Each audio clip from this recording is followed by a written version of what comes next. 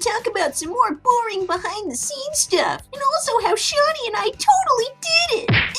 That's right, folks, it's Season 2 of Baywatch. But first, a summary of Season 1.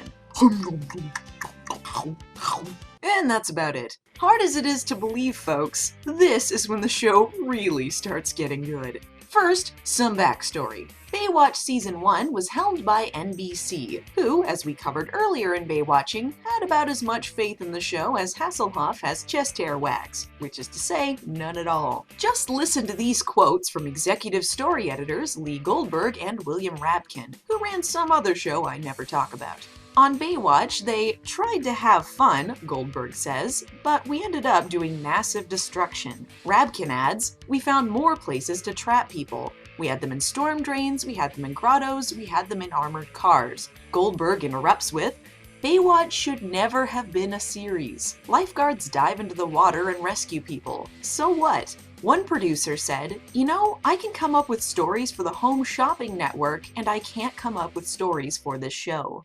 But they were about to be proven exactly right, and the show was totally canned. No, really, it was. After Season 1, Baywatch was cancelled, and were this not the Bizarro world, it probably would have stayed that way. It looked like Baywatch was in need of rescuing of its own. And there is no one who loves a save more than Mitch Buchanan. Enter David Hasselhoff, entrepreneur extraordinaire, burger enthusiast, German idol, savior of cancelled shows. For whatever reason, he really believed in this product, and bless him for it. David Hasselhoff became an executive producer, and the show was picked up through syndication, with even less budget than before, and most of their funding being procured through product placement, but you'll hardly notice it. Free from network interference, the show was able to be as stupid as it pleased. Scripts were shortened, and it was decided that no matter what was shot, it had to be used, regardless of quality or what it added to the story. Coincidentally, stories were done away with. A year and a half later, Baywatch was back on the air and better than ever. More importantly, they finally got the fucking theme song.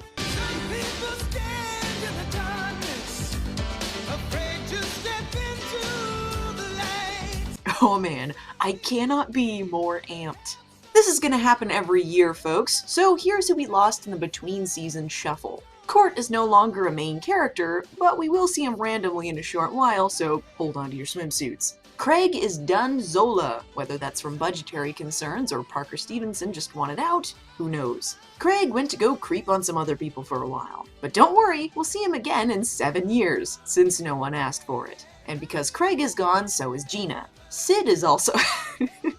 Okay, I'm sorry. Sid was never a thing. But who cares? I know you're all just waiting to see if Eddie's still around anyway. And thank God, the little pant sweater is still around for another glorious season. My otherwise terrible material is saved!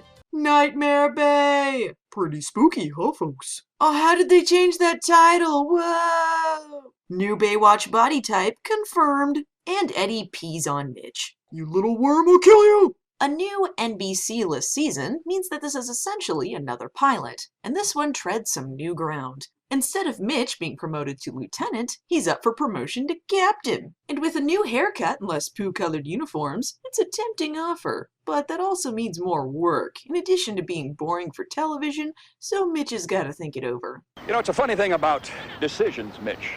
They're often made for all the wrong reasons. So don't ever make decisions, that's what I say. You are so old and wise. Mostly old. Meanwhile, journalist Kay Morgan grills this jerkhole senator about offshore oil drilling. Baywatch has got an environmental message, yo. Kay is a kind of, sort of recurring character. Like, every once in a while, a season, they'll remember she exists. Also, she's played by Hasselhoff's then-wife, conveniently after he became an executive producer. But I can't be sure why she kept showing up.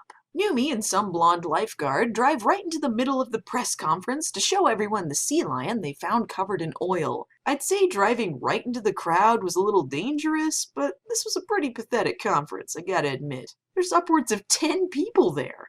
I'm here to release this animal back to her natural habitat. A parking lot. I'll eat your face! A touching performance.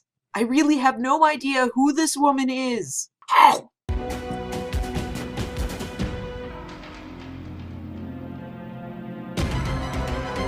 Shawnee, can I borrow some wedding money? Shawnee's having some issues with her rich, disapproving father, who thinks her lifeguarding job is stupid. He says she's in a bathing suit on display for everyone, which just isn't true. I, for one, agree with Baywatch's anti-exploitation stance. I'm colors blind? More like I'm grammar blind, am I right? Julia, don't do that!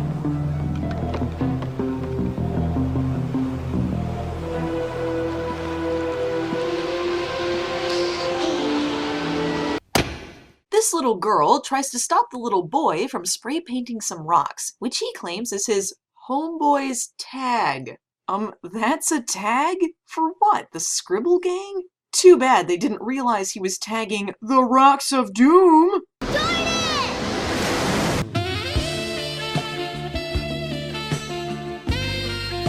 Look what I found! Pretty impressive, huh? No! Son of a bitch, don't you guys dare steal my thunder! Give me that! It's nice of the boom mic to make an appearance. The woman Mitch rescued tells a harrowing tale of being stranded at sea after her boat captain was killed by something under the water, which in turn sank the boat. Luckily, journalist McTactful is there to get the beach scoops. And I'll be back in just a minute, okay? Oh, good. Who are you? Hey everyone, listen to this sweet Baywatch double entendre. Are you always wet? As often as possible. Kay asks Mitch Von Malibu what he thinks about the possibility of sea monsters, which he promptly makes fun of. I mean, that'd just be stupid. Frank, buddy, we haven't got all day. Can you give me some more throttle? Give me some more throttle, Shippy, Greg, Jim, whatever your name is. So it's off to look for sea monsters. Mitch and whoever the hell this is. Just in case. Just in case.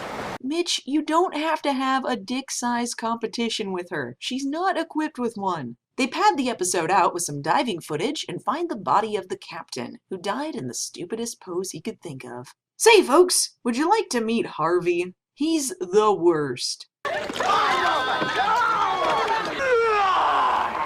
a toxic mutant jellyfish oozing out of the water to seek my revenge. Hey, the t-shirt rights alone are gonna be worth 6 figures. Ugh. Okay, so let me get this straight, guys.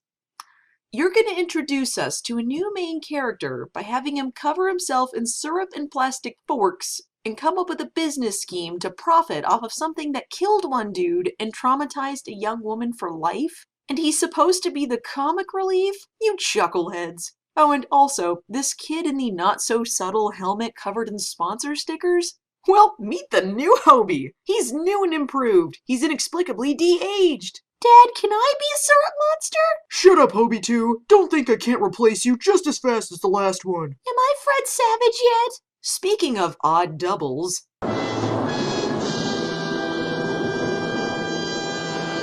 It's lifeguard day before retirement! Back from the dead! I mean, a totally different character. In that the only difference is that he's named Ben and he's alive. They're really racking up an impressive list of new main characters here. Who the hell is this blonde woman? Who am I? I'm so old. Montage of Harvey selling sea monster t-shirts. Harvey, you're the worst. But now, the real tragedy of the episode. Mitch burns dinner. There was time. There was time. Gotta love him. No, really, seriously, they just did that. They really did. God bless this poor child actor. I just had a horrible dream that I burnt dinner. Mitch, a fireplace, a traumatized victim, say. Meanwhile, a boat is sunk by something mysterious. Flip yourself off the boat for some reason! Scoops O'Neill and her gang are determined to prove that this was, in fact, caused by a sea monster, what every hard-hitting journalist wants to report on. I don't want no volunteers. I don't want no mates. There's just too many captains on this island. $10,000 for me by myself. For that you get the head, the tail, the whole damn thing. I will catch this creature for you. Okay, guys, you can't actually do it after I make the joke. Numi fighting a dude with a shotgun. Amazing! Which What's-Her-Face finds really hilarious, apparently. So everyone has trailed some mysterious human-sized monster footprints to a storm drain, which matches the description of something that could sink a big boat, sure. This is ridiculous. Could it be a ghost? Oh, it was the homeboys, solved it. Hobie, too, was murdered soon after that. Nothing of importance was lost that day. You have to admit, Mitch, it was clever. It's no time for a practical joke, Hobie. No matter how clever. Fake footprints in a boombox? Oh, clever! That 10, 13, or 12-year-old is going places. If you look on the mantle, you'll see a picture of you missing. I took it so I can look into your eyes and remember how you calmed me. Think of me next time you rub Hobie's back. Okay, so Victim Lady stole his shit and then wants him to think about her when he's touching his son? Ugh. Speaking of fathers, Shawnee's got something to prove to hers. Who's that? Her father? Oh, well, kind of the audience's reaction. Not even trying, guys. Dad, you don't understand what I do. You missed my whole subplot about helping a couple of poor inner-city kids from a bad neighborhood. I fought a gang, Dad. A gang! Well, I suppose I approve then.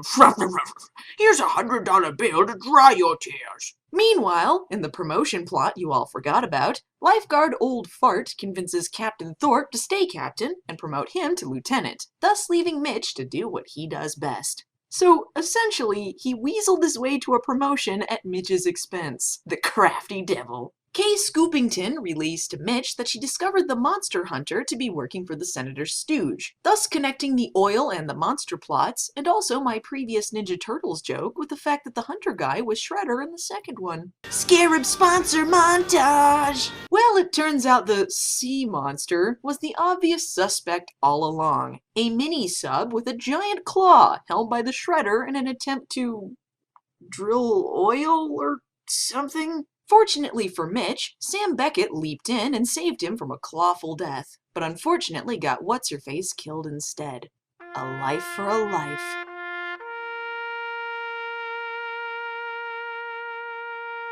All I've got to say is, I did great today. Next time on Baywatch, Garner and Mitch rescue a hot marine biologist from a psycho. Also, Harvey is the worst. It's a killer time.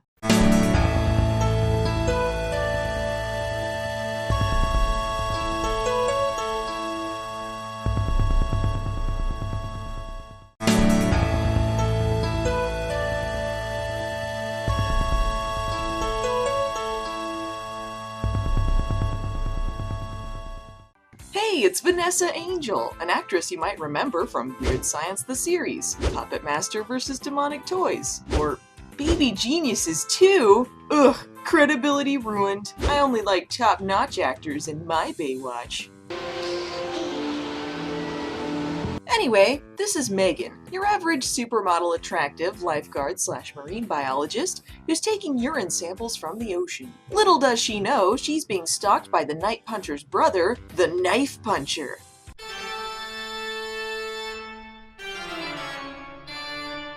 Artsy! Meanwhile, who let Harvey run the loudspeakers at the beach? Get that thing away from him. He's ruining everyone's day. Lufthansa, the bikinis are full and rising with swells of 36 to 38 inches and great shade. Sexual harassment. Instant lawsuit. Fired. He is so fired. Luckily, Eddie is there to do some actual lifeguard work while Harvey slacks off. Nice one, Harvey. Tell the one next to you she has pretty breasts. Ew, this phone is sticky. But uh-oh, a fight has broken out while these two idiots creep on women. Beach brawl? It's a beach brawl, brah. Stop!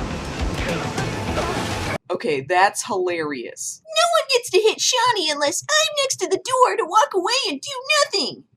Why am I so useless? Ooh, a rare shippy moment, sans ship. Let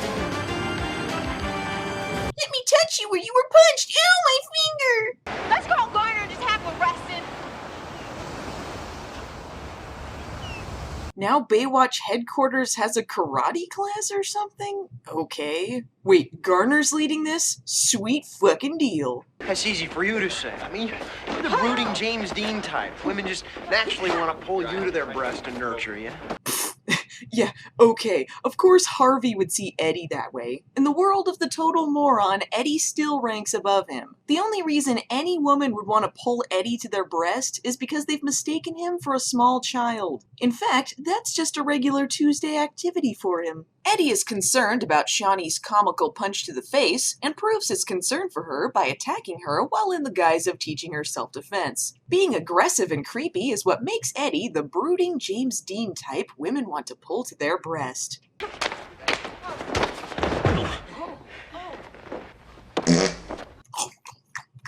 What did I miss? Something hilarious? What follows is a couple of confusing statements. Shawnee says lifeguarding isn't fun anymore, and she wishes she could just lay on the beach and have a good time. So she can't do that when she isn't working, or... Apparently the beach is just non-stop action all the time, which, to be fair, is true of Baywatch Beach. And then there's this. Eddie, look, you love the action. I mean, the more dangerous the beach is that Mitch assigns you to, the better you like it. Eddie Kramer, man of action. This is a man who wears a Pug with Angel Wings midriff shirt and once got attacked by a serial face puncher. You sat on my sandcastle! No! Meanwhile, the knife puncher is waiting on the rocks of doom to attack super babies. I'm a lifeguard. Read the sign. Get off the rock. Oh well, I tried. Just do what this asshole does, Shawnee. Half-assedly yell at people to stop and then go back to whatever it is you're doing. Just what I need. You got away from me, yes, and I hate when I lose a cat. I'm a person. You're still lured by fate. Rich men with their money in their... Dick Punch! Okay, you laugh at my stupid nicknames like the Knife Puncher, but this guy is seriously just called the Fisherman. He's like the Moby Dick guy, but with lifeguards. What is happening? Take to the sea! Yar, I can't swim. Till next time. Have you seen Hobie around anywhere? It's been like a week, and his mom's gonna be pissed if I don't find him. How'd you get those bruises? And why did they instantly appear? I'm fine, okay? Don't worry about me. Okay. Well, this is getting serious. Time for a montage!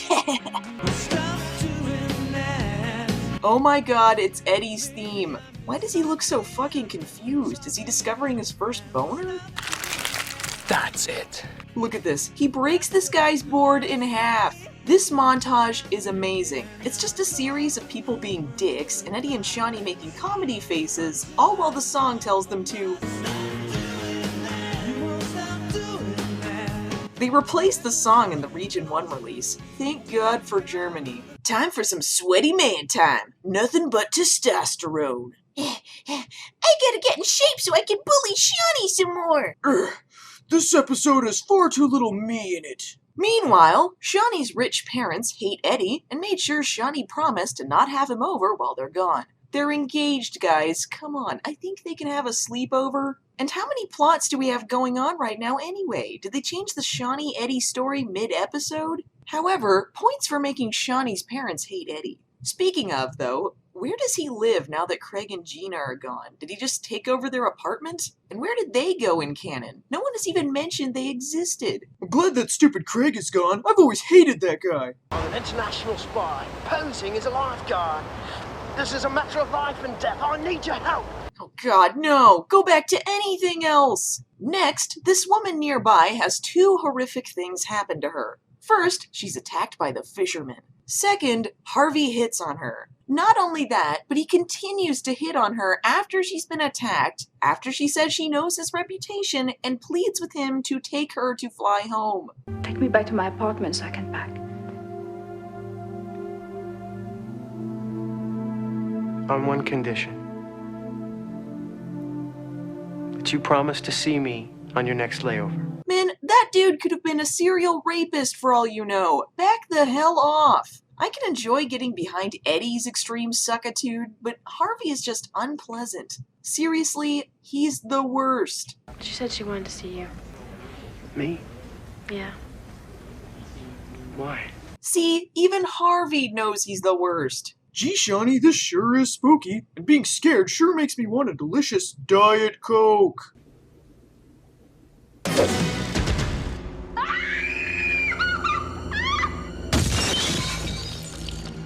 He seriously leaves a fish in a pan like a calling card or something? This is fucking ridiculous.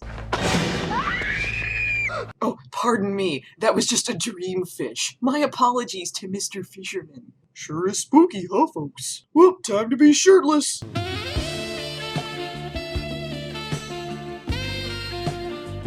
Do you know what it's like to report a rape, Mitch? So... no sexy times, then? Megan, look, I understand how you feel, but this is a police matter now. I don't want any lifeguards running around playing Magnum P.I. Which is why we're gonna set you up as bait. Mitch, be my backup. Let's go fishing.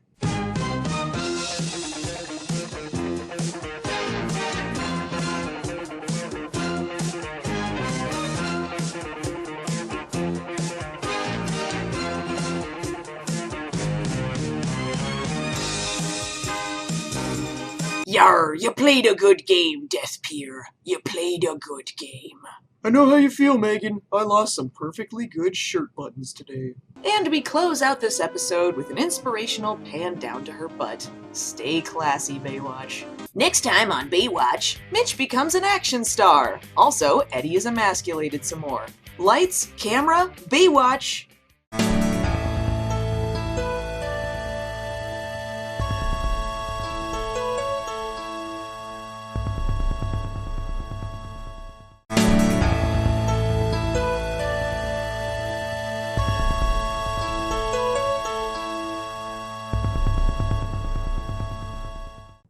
Baywatch, is it okay for Eddie to be driving a car without his booster seat? She's bleeding. It's the gill nut's cutting into her neck. Aren't these guys' bites like toxic or something? Harvey, go die in a ditch or something. We first spotted her off the Bellbuoy when she was just a pup. She had this gill mitt stuck around her neck, so we started calling her Gilly. Wait, so you guys named this sea lion after the thing you knew she'd grow too big for and would eventually kill her? That'd be like naming a seagull six-pack ring. Shawnee is telling this cruel nickname tale when veterinarian Mick Handsome drops the bomb that his facility will be shut down in a week due to lack of money. If they don't raise $50,000 by Saturday, they'll be torn down for condos. Man, just look at this guy. Tucks his scrubs into his jeans. Have you thought about maybe organizing some fundraisers or something? With all the non-profit organizations that need money? Come on, Shawnee. Face it, saving sea mammals is not people's top priority. Gave up pretty easy on everything, don't you think? Other organizations hold fundraisers too, so we might as well not even try.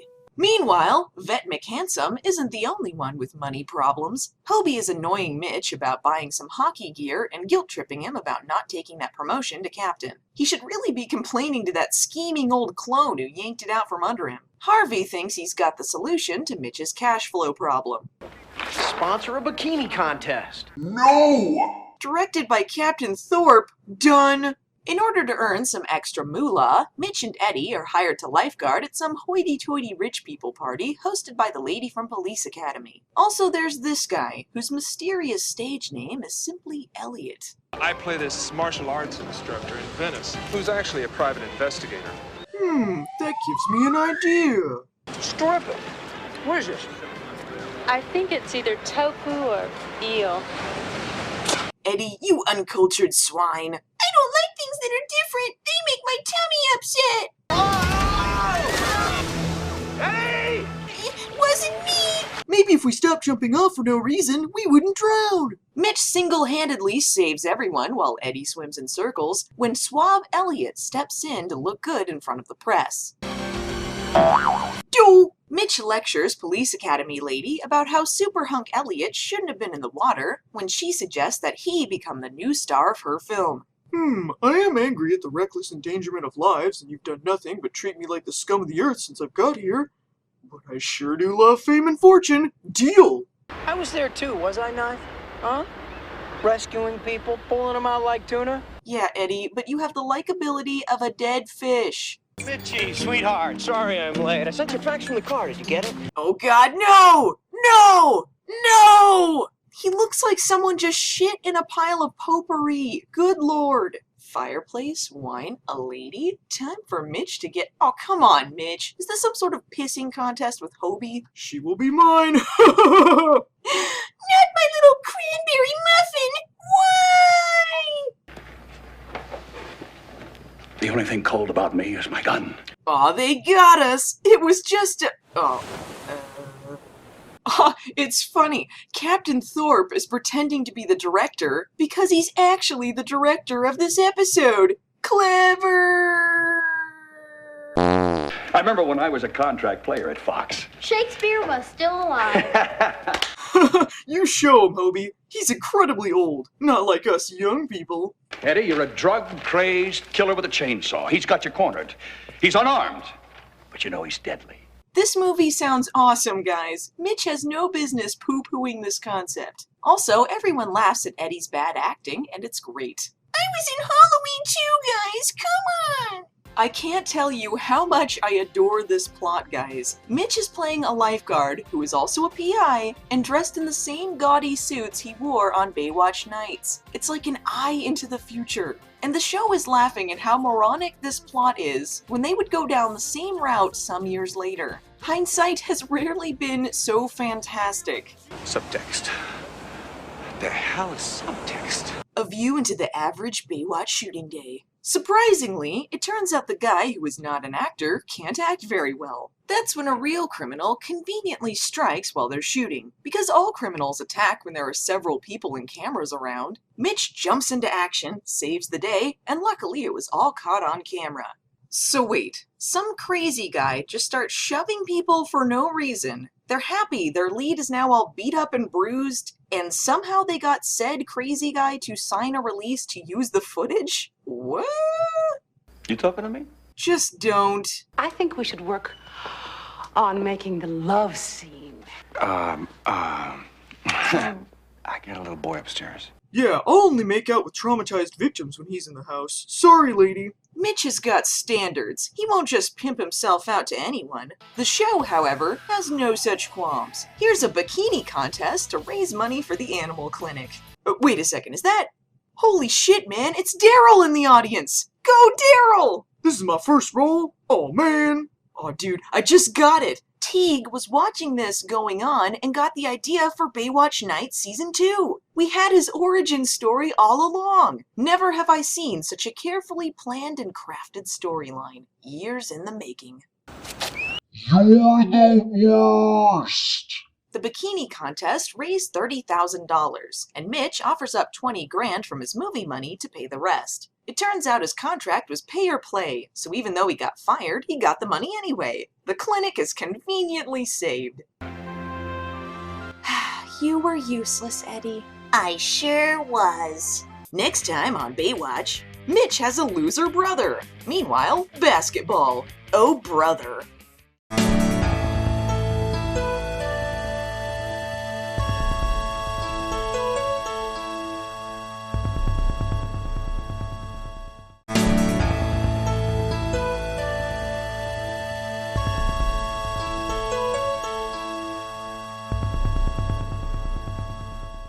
So, are we going out now, or— Shut up, wife. Mitch hands Kay a hilariously dated laptop and says she should write a story about this old pier they can't afford to tear down. It's not the Death Pier, but since that was never torn down either despite safety concerns, I feel like it's here in spirit. Also, it almost kills a dude too.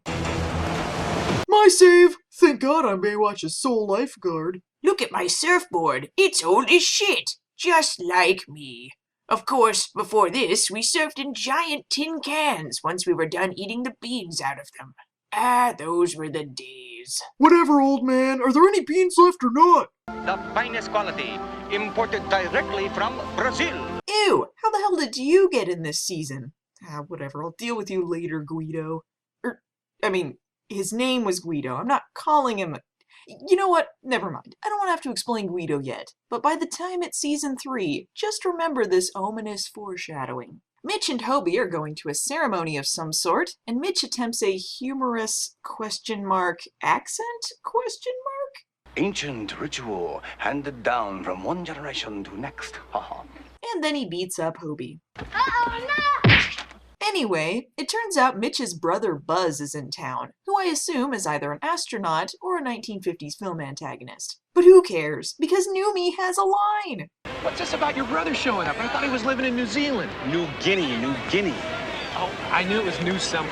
Classic Noomi! Who's Captain Thorpe dancing with? His rebound after Eddie got engaged? So here's Buzz, a Volkswagen driving nomad hippie looking for the perfect wave.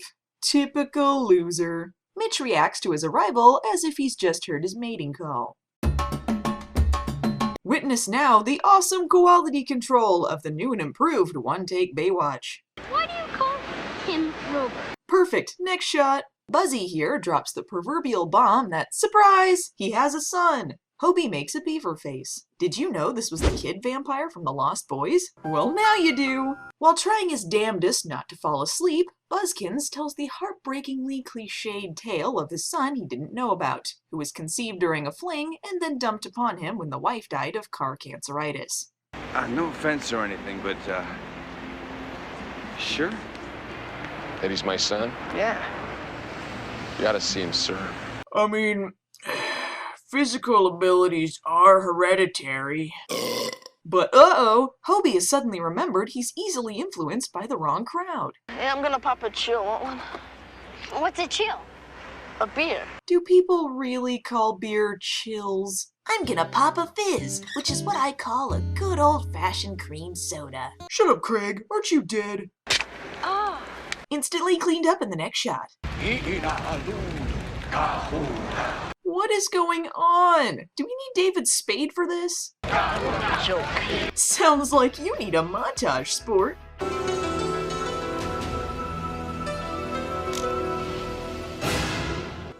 Okay. Did that really warrant the suspenseful commercial sting? Meanwhile, in Kay's plot, it turns out her father's law firm represents the folks who own the pier they want to tear down. This is as boring as it sounds. Let's focus on real Coca-Cola related drama at the Von Malibu household. Can I have some more Coke? Hey, can I have some? For the last time, Hobie 2, you've had your rations for the day. But Buzz gives Hobie some Coke anyway, and that really cheeses him off. Lighten up, brah. Why don't you shut up? New kids on the block? Man, what a Barney.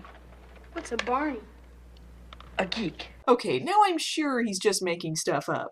Oh yeah, chewing gum? We call that solid Pepto-Bismol. How did your mom die? She was riding her bike. And this car crashed a stop sign. Never even slowed down. It was just like, pow. She went straight up in the air. Came down right on the windshield. Because if you stand still for long enough, you just get stuck.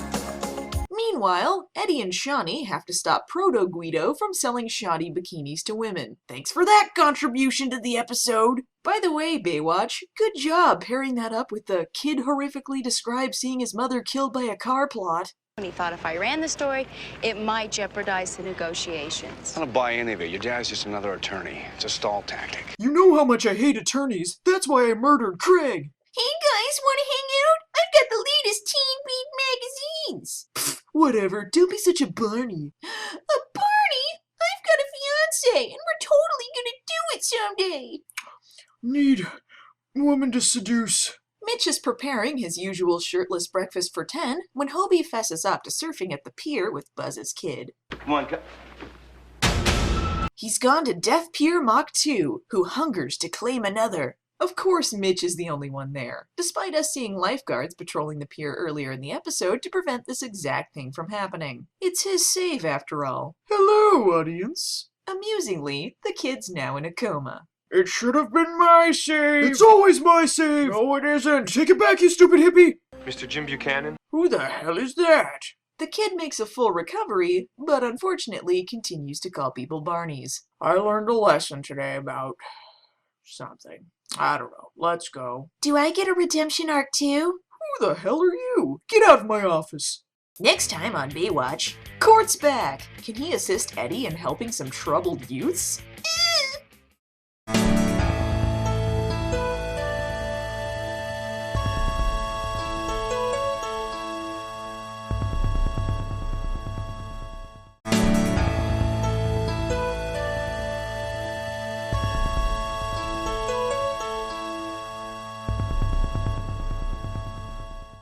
Hey, we haven't had a gang-related plot since that Shawnee story I skimmed over 4 episodes ago. From black gangs to Mexican gangs, Baywatch spans the whole gamut of today's hot-button issues. A fight breaks out, and the last person you ever want to help you is on the way.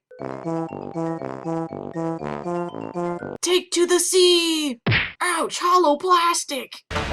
And the day is saved. Did somebody call for a cowboy on a motorcycle? Okay, he barely touched that guy. I don't even know what this fight is about. I just want to punch people. After unintentionally rescuing the little wiener, we discover that Court left for South America. I can only assume it's because Craig was blown up in that underwater gas explosion last season. Why are they packing them into lifeguard cars after they're arrested? Does Garner not have a suitable vehicle for this? Now they're taking them to Baywatch headquarters? Guys, this is not a jail. You cannot detain them here. And even if you could, why the weight room? Anything could be used as a weapon. You'll be talking out of your armpits! Eddie calls one of the gang members a kid, which is hilarious considering Eddie's mental age. These kids don't know what I do at my ripe old age. I can almost grow a mustache now. I'll, get the wagons down here. Wait a minute, Garner. Look. They're just kids, man. One of them stabbed the other with a broken bottle. You came in here bleeding profusely from the head. Can you stay here and do something right? What the hell did Court do? This is like one of the few times he's not actively ruining someone's life via a lovable scheme. Want to go to the fights with me, Edster? I'd love to. What about the ballet? Can't you understand? Court is my father figure. Ugh. That's why they call me John Divorce Court. We're not married yet. Preemptive strike. That's me, the token bad boy. What the hell are you chewing on? A Q-tip? Since Eddie's palling around with Court for some ditching Shawnee time, this gives the show opportunity for humorous commercial stings.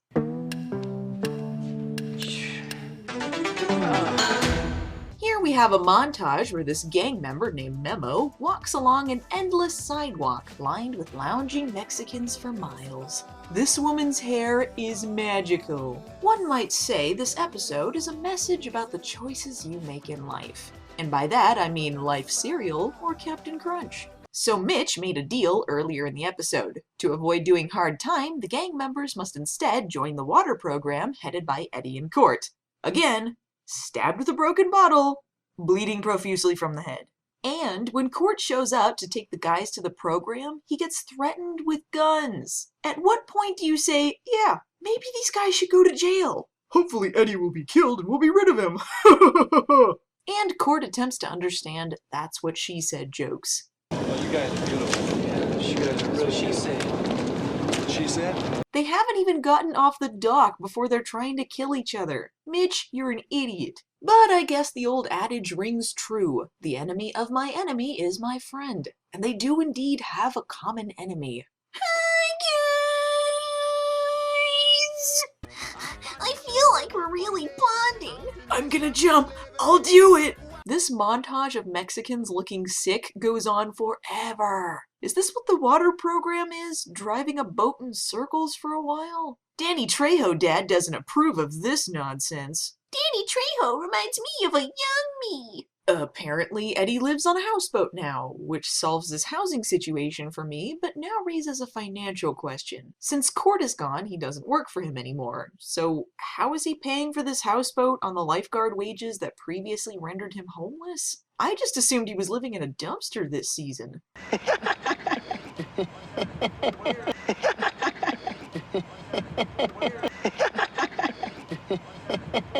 Eddie and Court go to find Nemo and encounter his angry father again. Shit you not, they cut to commercial break, and when they come back, Court and Danny Trejo are suddenly fighting off screen. The tension rises. I don't need options, I see. I got everything I need.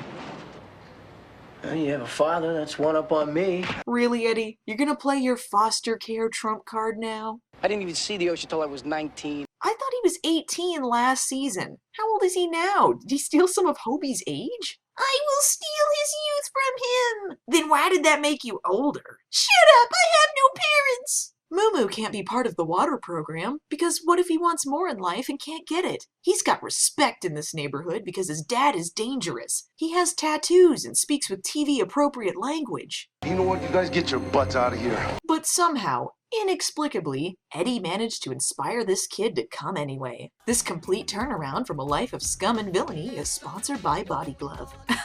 No homo. What an inspirational montage. I guess everyone's turned their lives around. Hey, that's my wallet.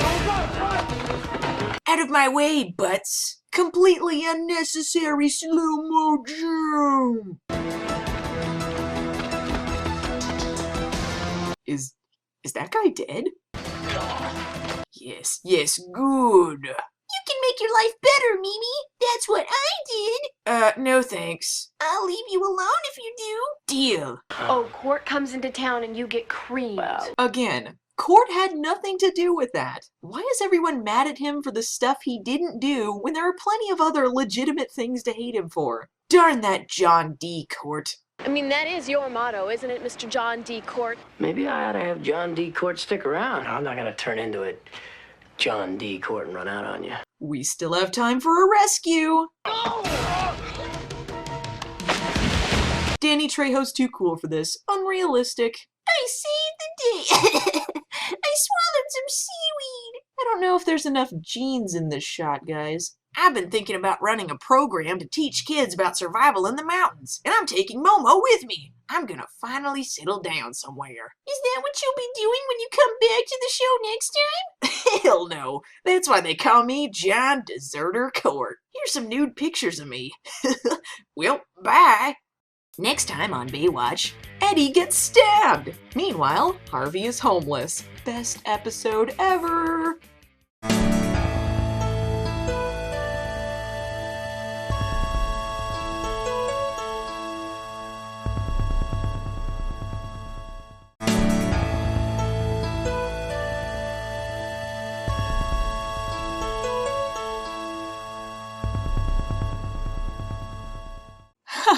Whimsy. Aw, sad. Why do Shawnee and Eddie seem so surprised? It's not like this homeless shanty town just appeared overnight, guys. Other cities just keep giving them a one-way bus ticket to the beach.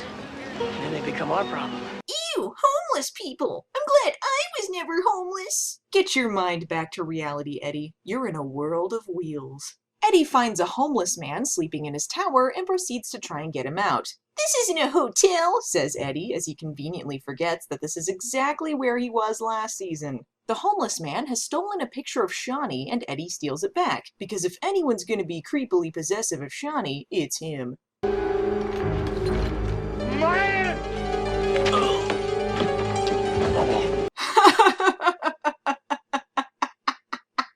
For really reals, this guy is actually called Hector the Collector. Eddie is stabbed by a guy named Hector the Collector.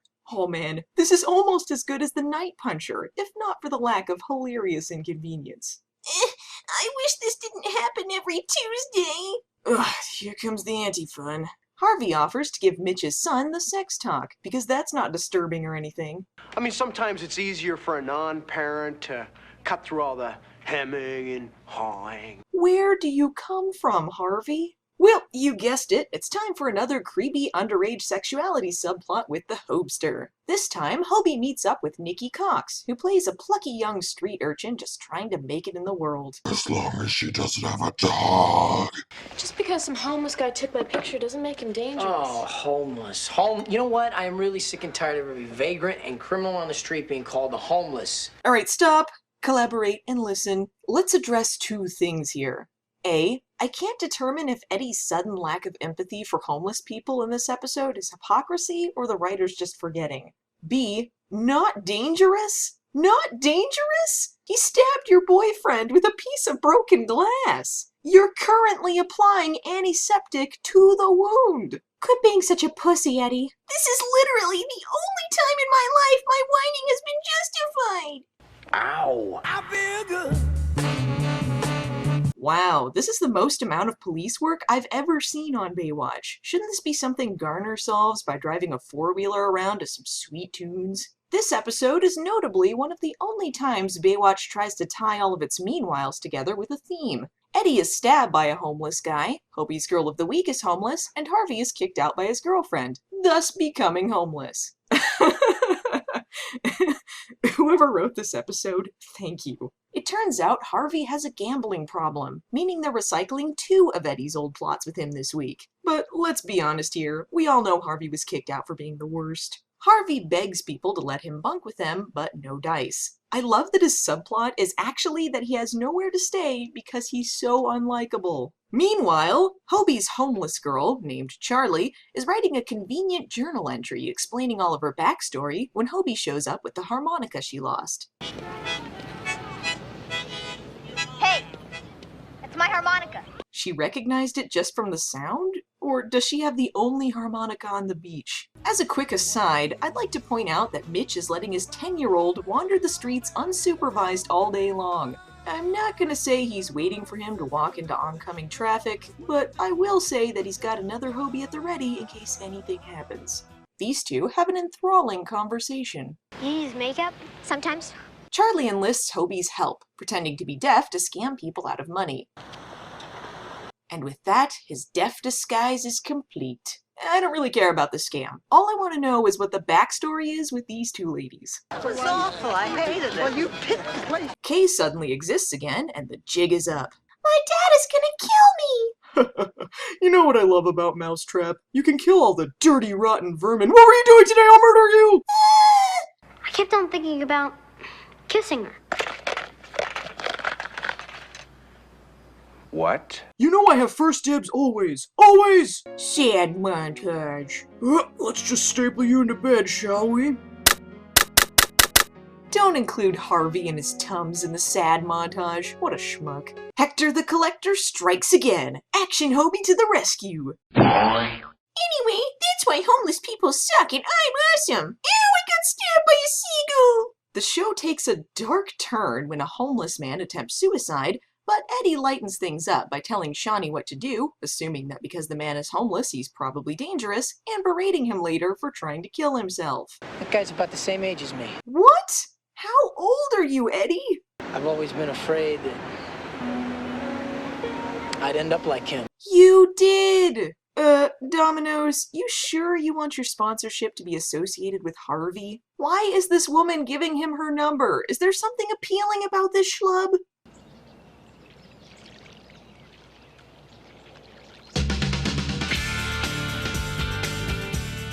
Why is this happening?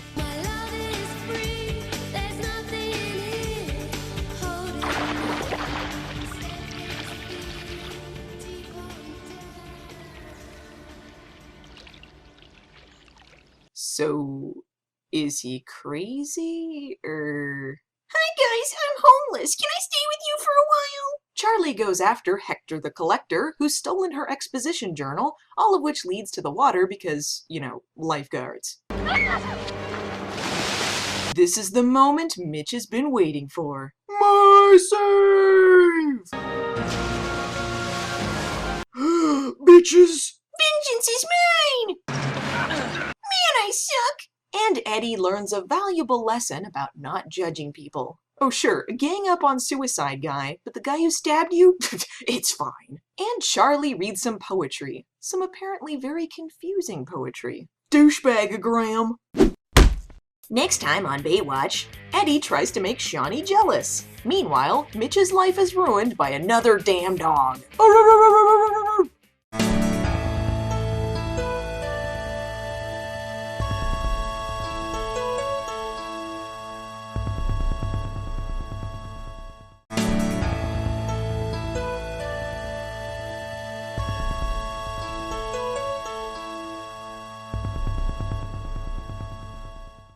Fire department saves 20 lives. Bet you doesn't even mention that we put out the blaze before they even got there. The episode immediately starts with Mitch complaining about ungrateful firefighters. Good stuff. That's when they spot a dog in the water. We meet again, Nemesis. Wait a second, this is a chance to go shirtless. I'm gonna kill it with my bare hands. Oh? This dog is nearly indestructible. Maybe we can smother it with some blankets or something. It's amazing he's still alive. He won't be for long. Meanwhile, Shawnee and Eddie are hanging out on Eddie's houseboat. You object to your girlfriend flirting with other guys. Never, sometimes, always. Sometimes. Sometimes. Most of the time. Fine, always.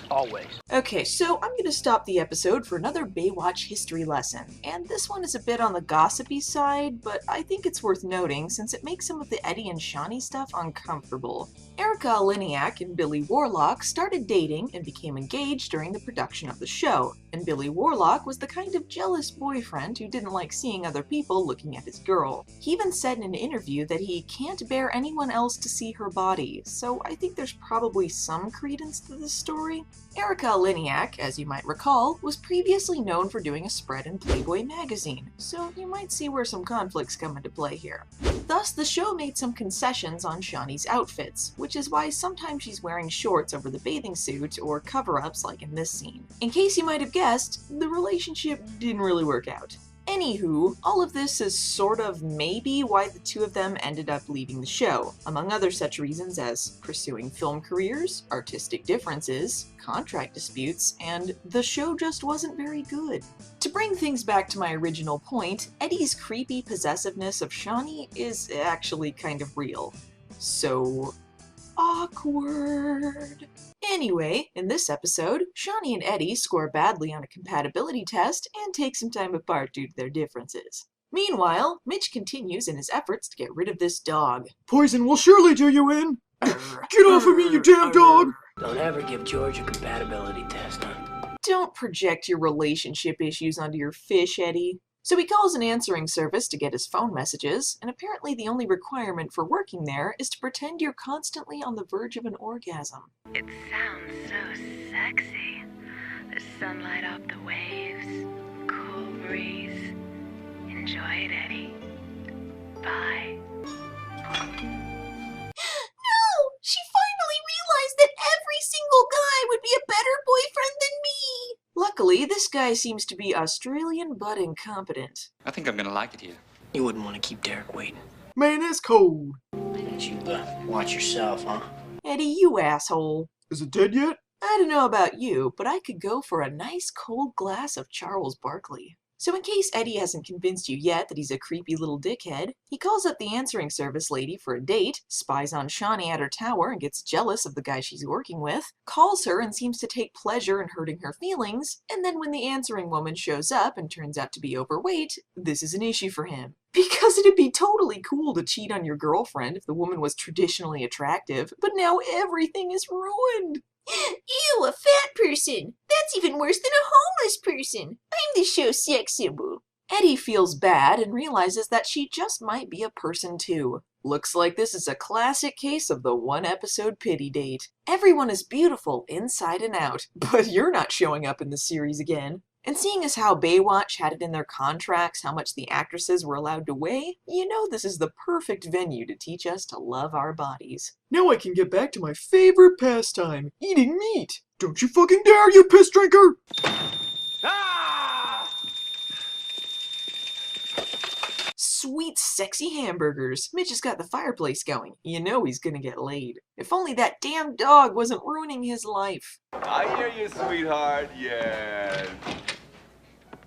You haven't even begun to know the meaning of being dog, and when I'm through with you, you'll be begging for the sweet release of death. Tequila and Benetti will be right back, folks. Then he steals Mitch's date. Oh man. Watch as Mitch follows her like friggin' Nosferatu.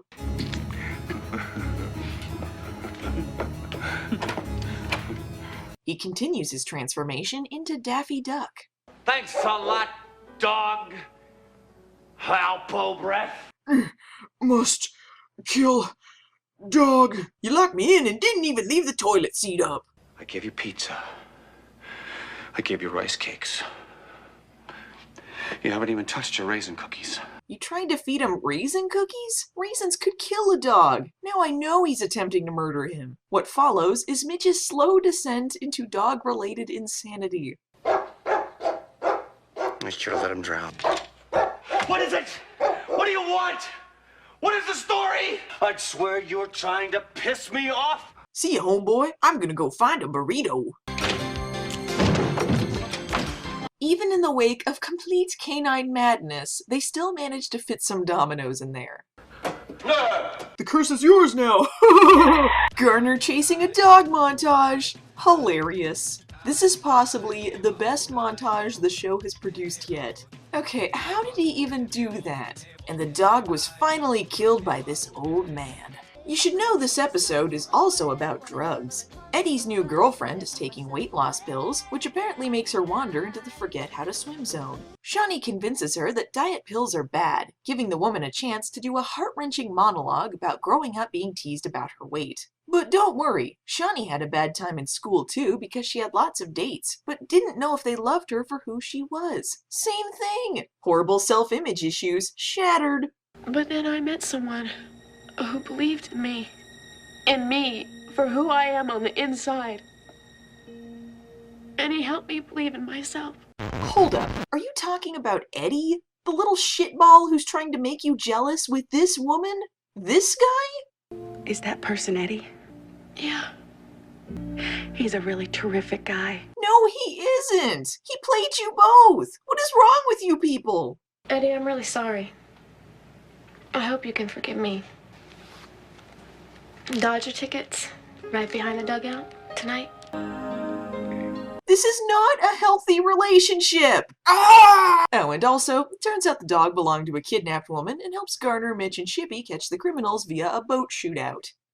What? Next time on Baywatch, Eddie is in hot water again. Meanwhile, marine biologist drama. Watch out!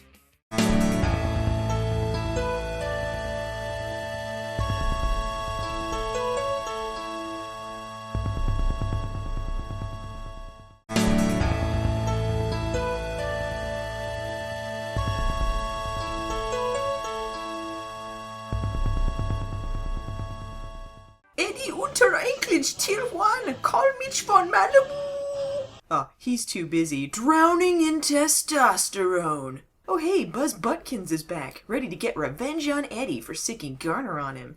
I mean, he's a different character. You built some upper body. Yeah, you can really build one in one of these.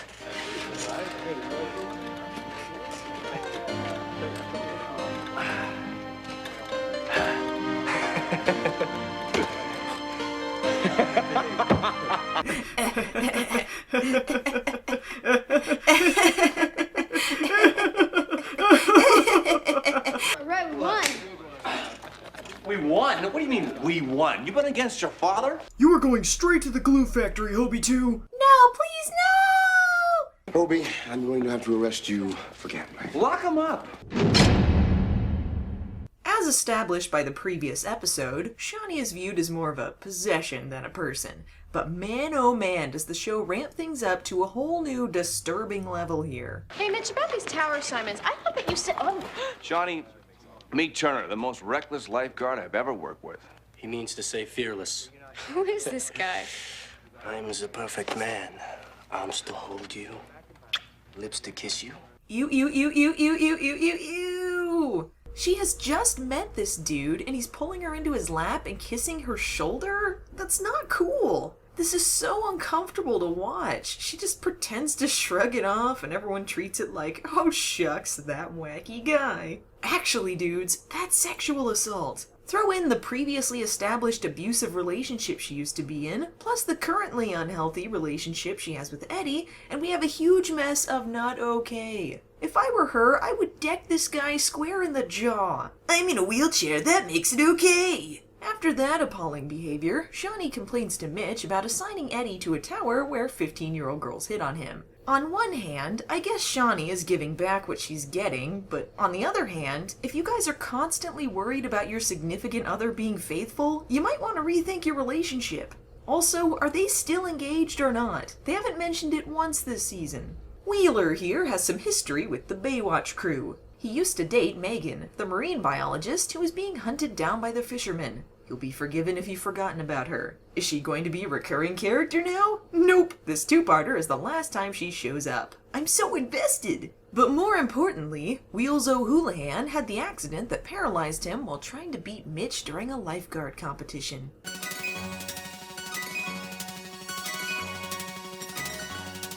Hey, there was a boat behind you. I hate you. My save. Sexy time flashback. This guy keeps doing reckless stunts because he feels like he has something to prove. Double save. Ha ha ha, I can't wait until I'm a main character.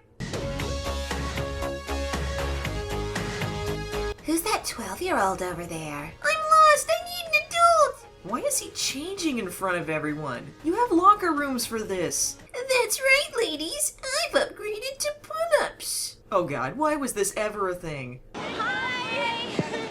Killer buns. Stop this nonsense, Baywatch. You're only embarrassing yourself. Yeah, this seems pretty much true to life. Shawnee is jealous at the attention Eddie is getting, so she calls him up and implies that at 15 she had sex with one of the Baywatch lifeguards they know. Whoa, Mitch, know me? Yes, which one of our friends committed statutory rape? Who? Was it Cart? That was someone we had previously met before last season, right? Meanwhile, a shy girl named Caroline wants to fit in with the snooty blondes at the beach and decides to swim out too far so Eddie will rescue her. I didn't realize I was out so far.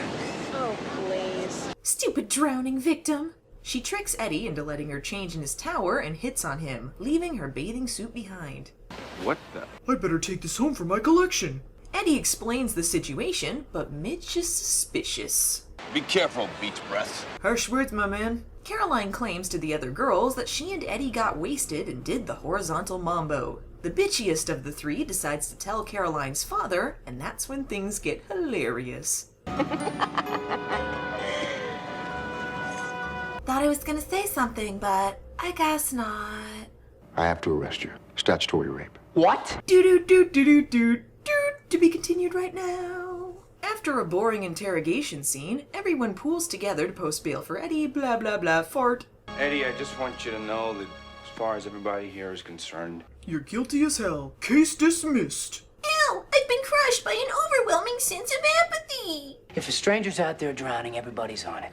What if he's the one that's really in trouble? Where's his backup then? Dude, they posted bail for you. That's really all they can do right now. Nobody thinks you did it, Eddie. Damn it, I'm tired of this tidal wave of support coming my way from you, Mitch, and the entire fleet of lifeguards. When is someone going to take my side?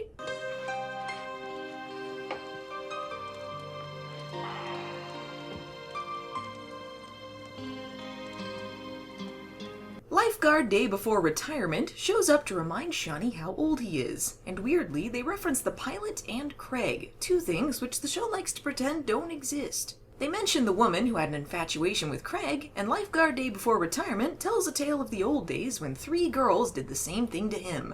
So apparently just every lifeguard on the beach has to constantly ward off lying teenage girls. Unless the teenage girl is Shawnee, in which case they're totally down with that. Mean wheelchair, Buzz Butkins in his adult overalls decide to go hang gliding in dangerous winds. I quickly regret this decision! Triple save! Ladies,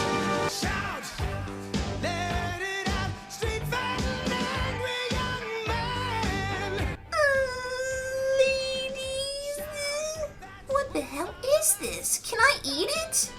You don't care about me. It's not true, I do care. Nobody does. Caroline, come on. My father thinks I'm a hole. You listen to me, young lady. You stop that acting right now. This is a respectable show. I have nothing. I'm not. I don't.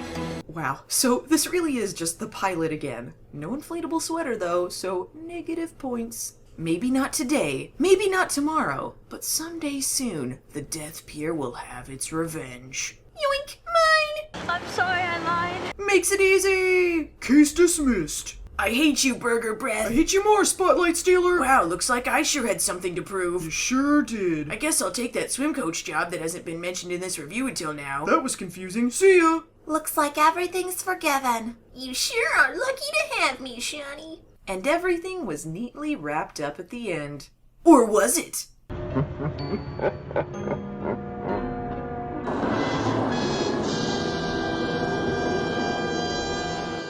Next time on Baywatch, Mitch falls in love with a murderer. Will a jealous Eddie be able to get through to him? It's deadly.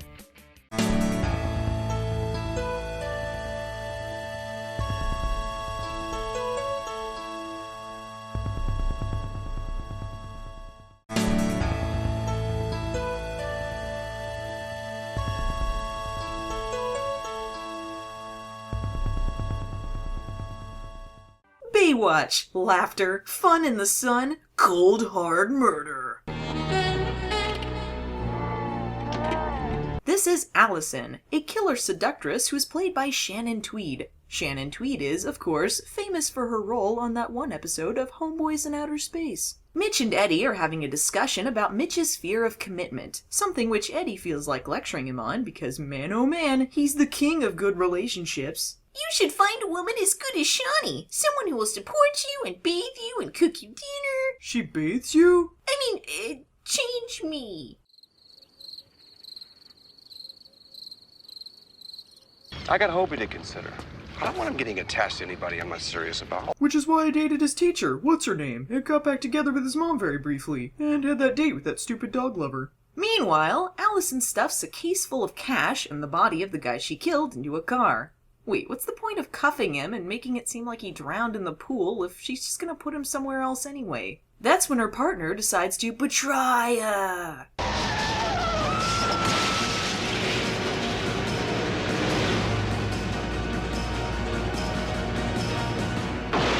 Let me just make it obvious I was involved. This seems potentially sexy. My save! May I just say, your breasts look wonderful. Eddie had to kiss a dead guy. Anyway, on a readability scale of, say, Chaucer to Seuss, Mitch Buchanan would fall roughly around picture book. There are a few things we know he loves outside himself. Food, saves, and the ladies. And come on, it's been half a season since he's courted a traumatized victim. It should be no surprise where this all leads. Cream and sugar? Sex? I don't know, Mitch. I don't like the sound of that music sting.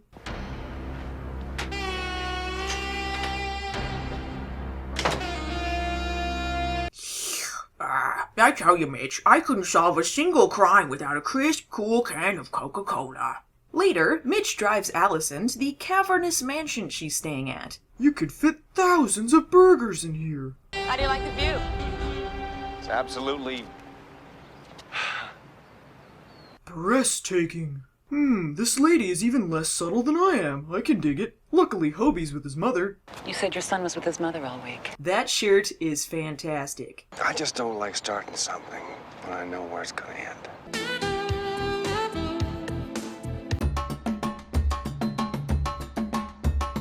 Oh my god, run! See, this is why Mitch is known for being cautious when getting into relationships. He doesn't get too attached unless he knows it's forever.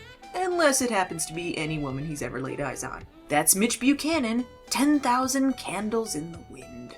And if you thought Mitch was gonna have a sex scene without a fireplace, get out of here now. How long have I been talking about this show? Later that night, Smirky McGee shows up to try and kill Allison again. Hobie's with his mother! Now I just have to be stealthy like a cat.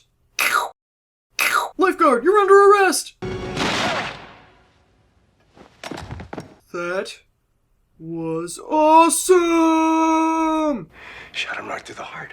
And you're to blame. Darlin', you give love an okay name. Ow! Probably saved 1,000 lives before, but that's the first time anybody's ever saved me. Go fuck yourself, Craig, you creepy son of a bitch. Yeah, Mike! Go, Mike! You lift that car! Woo! Let me just get this out of... Ow, hernia! Get out of here, Eddie. I'm not done with my shirtless montages yet. I never knew there was a place this deep. Shh. It's okay. Take in my manliness. Looks like I caught a bottle of wild champagne. I'm queen of the world! Where's your son? It's been like a month. Still with his mother. So cold. Well, it looks like everything is falling into place, and Mitch definitely made the right commitment call this time. Mitch, I have to say goodbye. But who will take care of Hobie now? He's your son. Don't remind me. I'm suspicious of you. I'll always remember the good times.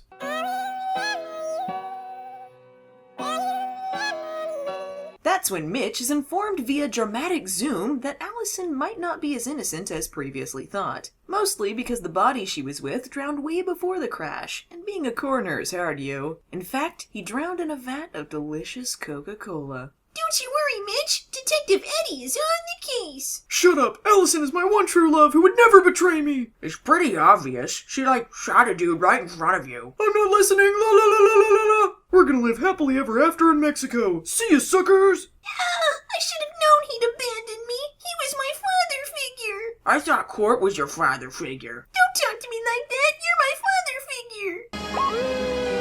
You're under arrest for breaking my heart. I will never let another man run my life. Not even you. So, just throwing this out there. I can make a fire in 10 minutes, and my shirt's already halfway unbuttoned, so... Luckily for Mitch, Eddie and Shippy are on the way.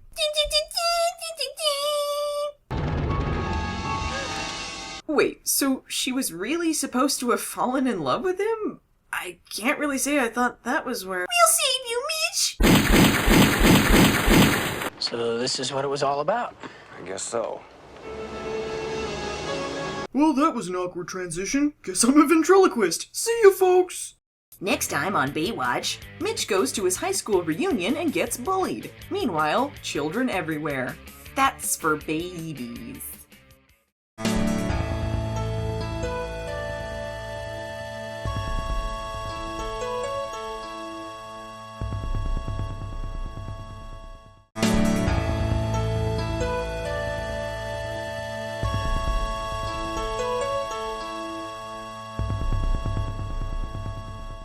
You know, when a show is on the air for 11 seasons, especially a show with such a limited scope as Baywatch, you should expect some repetition now and then. However, it is a little confusing to have 2 episodes named Reunion, and both of them are the 12th episode of their respective seasons within the span of 2 seasons.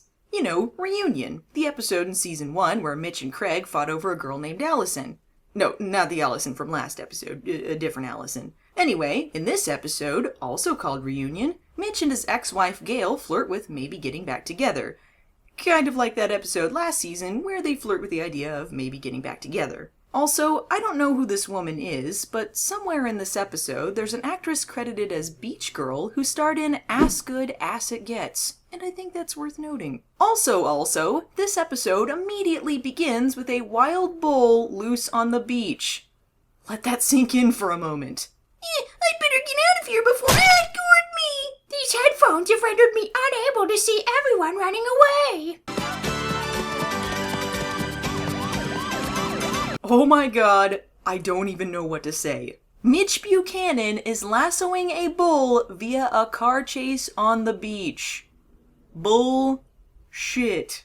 My chest hair creates a protective shield that allows me to glide along the sand. You are gonna make so many burgers. Coincidence of all coincidences, the bull was an escaped school mascot, and the woman in charge went to high school with Mitch, thus proving conclusively he did in fact have a high school education. She pressures Mitch into coming to their high school reunion. Uh-oh, I think I know the direction this is going in. Look at that loser. What a weirdo. He's not as cool as Noomi. Go, Noomi! Oh, yeah, bully for him. Meanwhile, Eddie finds a baby. Finally, I can have an older sister. What is it? I don't know what to do. It's a baby, you idiot. Can you drink that? No, but you can drink a cool, refreshing glass of Coca-Cola. So the baby was left under Eddie's tower with a note asking him to take care of the little girl for 24 hours. Please don't contact the authorities. Okay, thanks, bye. Hopefully there are other fingerprints on this than your own. Idiot. Absurdly, they go along with it.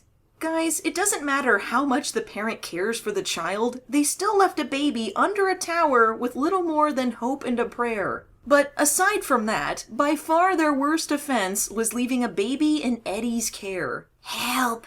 Help! The question is, do we contact the authorities or do what the note says? Ben, whoever abandoned her took a big chance he might not find her.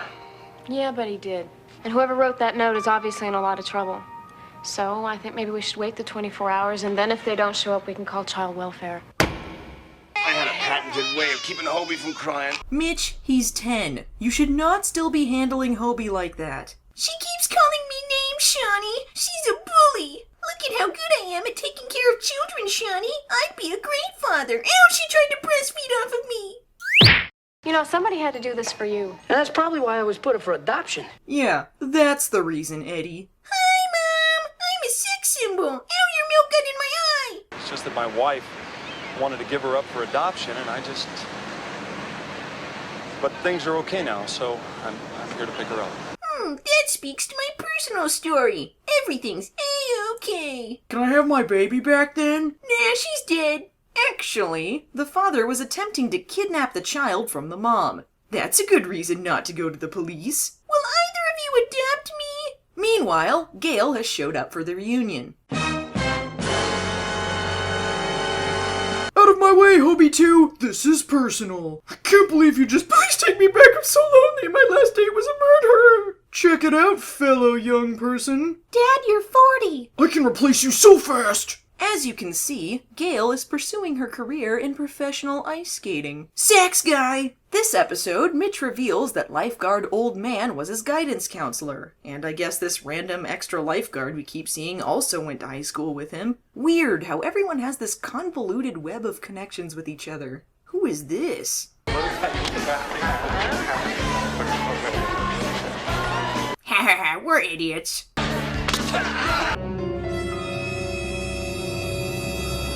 Guys, once you hit 40, the high school hierarchy is pretty much dissolved. This episode just puts everyone in Letterman jackets and cheerleading uniforms and acts like high school was yesterday. Mitch is middle-aged now. You don't need a bully character for him. Chunk McBully takes things from good old-fashioned fun to sexual assault, while on camera, which leads to a Shatner-style fight with Hasselhoff, all within the span of 1 minute.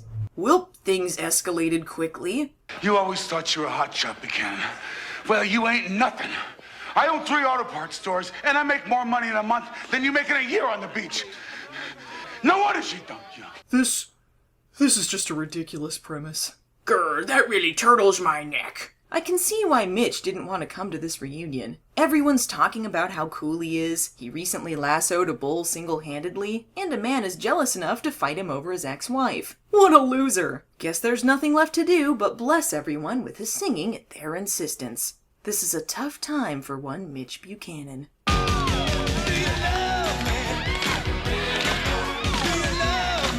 Oh man, I haven't seen this fabulous of a cover of this song since Teen Wolf 2. Be honest, someone just filmed David Hasselhoff's fanfic, didn't they? High five, ex-wife! I'm so irresistible. The 2 nerds from earlier were apparently so upset the bully guy interrupted their patty cake session that they bury him in the sand and nearly drown him. This is worth it! Haha, we're idiots. Way to ruin my moment, you jerks. Laters. Worrying about what Baron's gonna do to him when he comes to will be punishment enough. Attempted murder, those scamps. I can hear the cars out on the street. His voice is like an angel's. Hasselhoff song montage. Double the Hoff songs, triple the value, quadruple the sideburns. Papa John? You know we're a Domino's family. Get out. How was that reunion, huh? Pretty boring, I bet.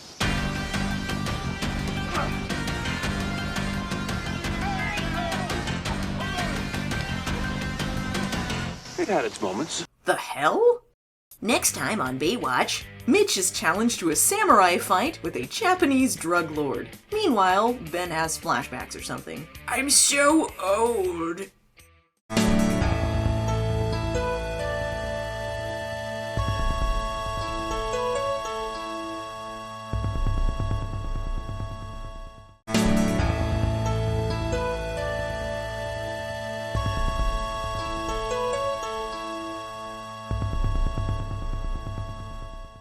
Previously on Baywatching.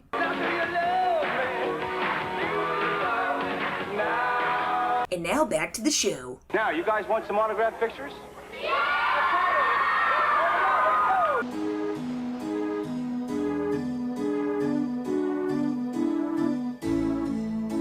Hey there, folks. You ready for a lazy time waster montage?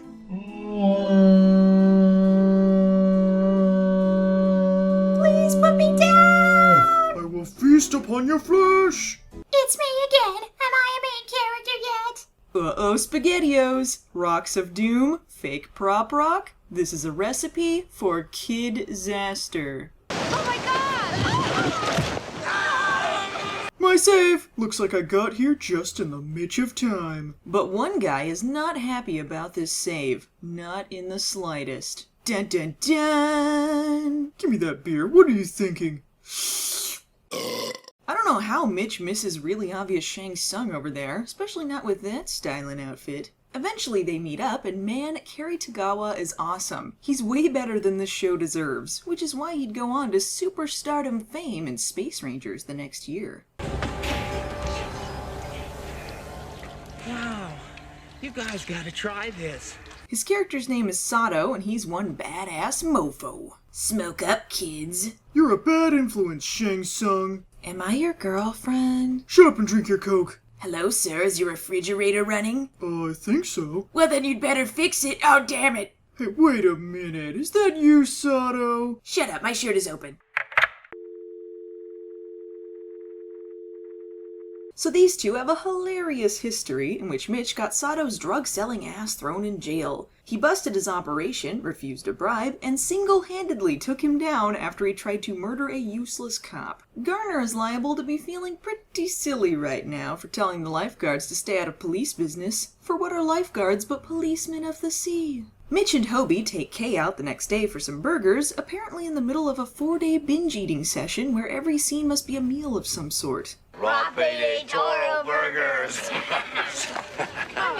Sato shows up and tells his woeful tale of going to jail for 5 years and losing his business, wife, and kid due to Mitch's heroics, which completely baffles Mitch. Why are you blaming me for all this? You just went to jail for half a decade and lost everything you ever cared about. What's the big deal, man? Burgers here yet? Nope. Doesn't look like it.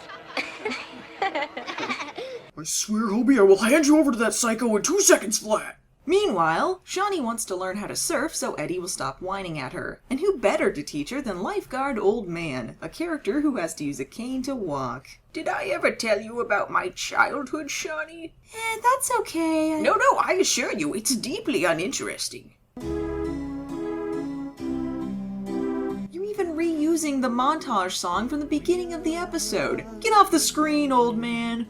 Back to the good part of the episode, Mitch goes to Garner to tell him Shang Tsung is harassing him, but Garner says there's nothing he can do about it. Sure, he's calling him, following him around, threatening his family, implying he slashed up his wife's face, and he and Mitch have a prior history where Mitch sent him to jail, but that's just like Mitch's interpretation, man. There's no protection for witnesses. Who does he think Garner is? The police? He's got a lot more important things to do, Mitch. Mr. Williams, I'd like to present you, on behalf of the Heroes in Training program, with these pictures for the previously interviewed cast of Baywatch. David Charvet, and Nicole Eggert. Grand. He ruined this perfectly good picture of me! Still no reason for suspicion, Mitch. Now I'm gonna steal all his saves. Ha! Well, he only broke into my house and stole a picture of my son. Better leave Hobie unsupervised on the beach. You know, Mitch could have solved this by just telling Hobie about the crazy face-slashing psycho he put away who was focusing specifically on him. It's not like this wasn't a big deal when it happened. Uh-oh, time for a Numi intervention. This is all your fault, Hobster. Intense apple-cutting action. Not the snacks, no! Don't give him any more power than he already has. This guy's gonna slip up, pal. And when he does, I'm gonna nail him. I'm gonna nail him permanently. But not in that way. I have your food. My God! Anything illegal going on in here? Man, I suck this episode. Mitch, Shang Tsung, knife fight. It's go time. Guess what? Chicken butt. Guess why? Chicken a la mode. Oh, damn it, I messed it up again. 2 awesome things happen in succession. Mitch is kicked through a wall, and then Sato takes out a samurai sword. Glorious!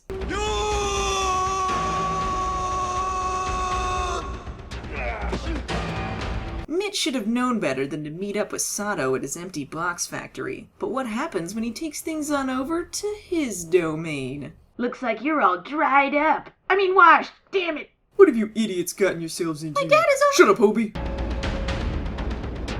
This would be like shooting fish in a barrel. My save friends. Friends. Friendship. Please be seated. This evening I will be serving the Mitch Buchanan extravaganza. Oh my god, the voice, the shirts. Dad, you really kicked out the jams on this dinner. Shut up, Hobie. Oh, Mr. Buchanan, I'm so sorry to interrupt your beautiful dinner here. Not now, Guido. Next time on Baywatch, Kay befriends an adorable deaf child. Meanwhile, can a mysterious Hawaiian help Mitch overcome his just now mentioned fear of storms? Catch the wave.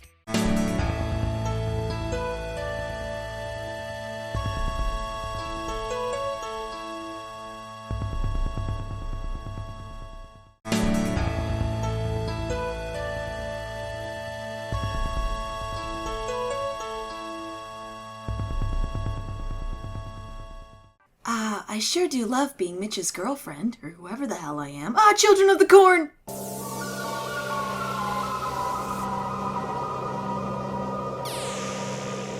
Aw man, she could compete with Craig in a creepy stare contest. But don't worry, she's not actually a robot, she's just deaf. And all deaf people walk over to strangers and stare at them for no reason. Next time I'll just do what Harvey does and I'll order Domino's. Points for the clunky product placement, Shawnee, but seriously, it's been like 6 episodes since Harvey was seen last. Nobody remembers who he is anymore. After receiving complaints about a loud radio on the beach, Mitch goes over and schmoozes the ladies into turning it down, for he is a professional lady schmoozer. But things are about to go south for Mitch Von Malibu when he hears a story on the radio about an incoming tropical storm. I'm sensing a backstory I only just now remember. Must have a PTSD plot. But if there's a save to be had, forever and always, Mitch is always there. That is, until the show gets super weird.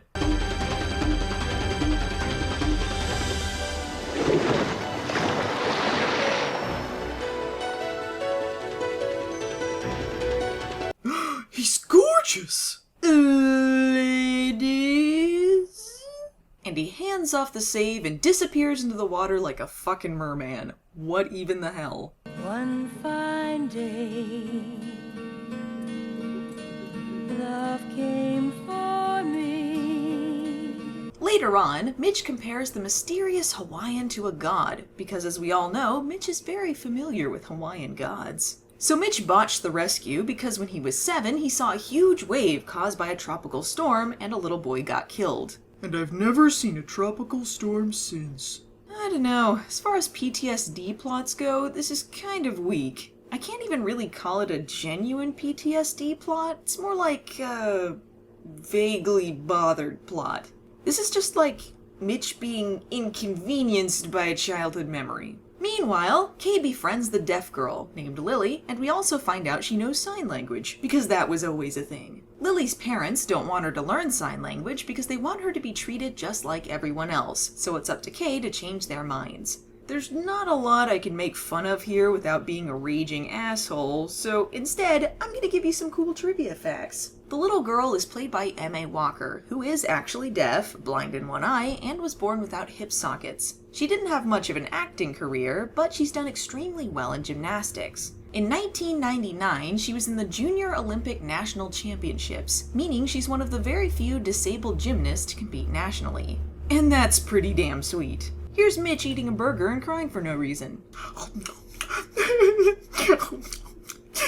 Epic Hobie pose. Hobie's worried about being called a chicken since he got scared of some waves and everyone started making fun of him. This is a child who supposedly fought off pirates and just last episode was held hostage by a face-slashing samurai. So because things haven't gotten stupid enough yet, Mitch visits an old Hawaiian friend and asks about this necklace the little girl got from the mysterious Hawaiian. An old friend suggests that he paddle out to sea just to find out what happens. I guess. And so the hamburger quest begins. No wait, I didn't sign up for a montage, come on! I do enjoy that a love song plays over Mitch staring longingly at this hunk of man meat. So what is he? A god? A romance novel cover model? The man of Mitch's dreams? Anticlimactically, he's just some dude. Yep. Okay, so I guess Mitch knew his dad, but still. Just a dude. You wear that till you one with the wave inside you. That just sounds like a load of bullshit, man. Wait, so that lady just let some stranger take her daughter out for a day on the town? And she takes her to see Jaws, King Kong, Frankenstein, and a mime? The fuck? Just a cornucopia of things that can eat her. Come to Universal Studios, everybody! I've been kind of scared of those too. I mean, surfing them. You know? Hobie, why the hell are you in my room? But has that necklace helped Mitch to become one with the wave inside him or whatever the garbage? It should have been my save! My save! But Mitch's Hawaiian friends remind him that he saved like 100 people, which seems like a low estimate, but enough to placate the storm within his bowels. Thanks, friends. I'll never see you again.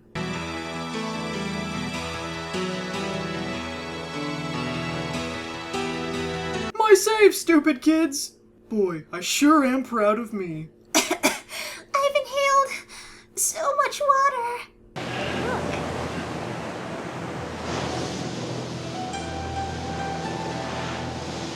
Show off! Next time on Baywatch, Mitch thinks a new wave runner will help catch druggies. Meanwhile, someone tries to set Eddie on fire. Hot damn!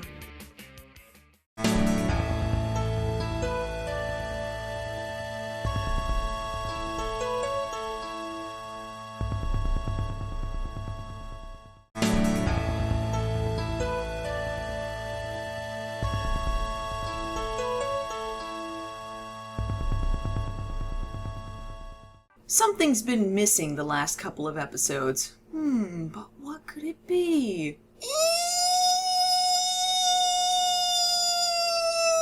Well, hot damn, folks, you're in luck. Because not only is Eddie back, but there's yet another attempt on his life. Hooray! But first, Hobie has a dream about Mitch dying so they can rip off the Jaws shot.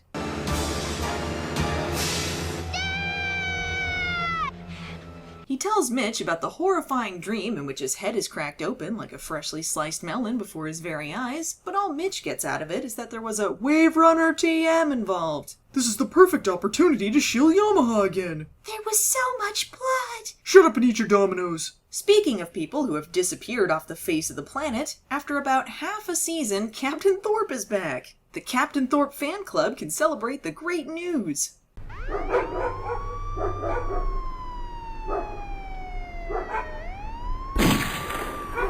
I love how I've totally been here the whole time, Mitch. Huh? You say something? Inspired by Hobie's dream where he failed spectacularly, Mitch tries to convince Captain Thorpe that a Wave Runner TM would make a good rescue vehicle. A Wave Runner TM, eh? I've heard of those. Sounds like a dream. Oh yes, there's nothing the Wave Runner TM can't do. As it turns out, they're gonna need nothing less than a Wave Runner TM to take on Baywatch's latest nefarious threat, a new street drug called Spice. As this fire-eating montage demonstrates, the drug severely distorts your fashion sense. Oh no, no, no, no! Not Lifeguard Old Man! Him and Captain Thorpe double-teaming it this episode? It's like Old People Central up in here. Lifeguard day before retirement flirts with an old girlfriend. Look, no one cares. Your advanced age and slow-moving subplots are a constant reminder of the viewer's mortality. I love not being on fire. I love not being on fire. Being on fire would be the last thing I want. La la la la la. Must set a turd muncher on fire.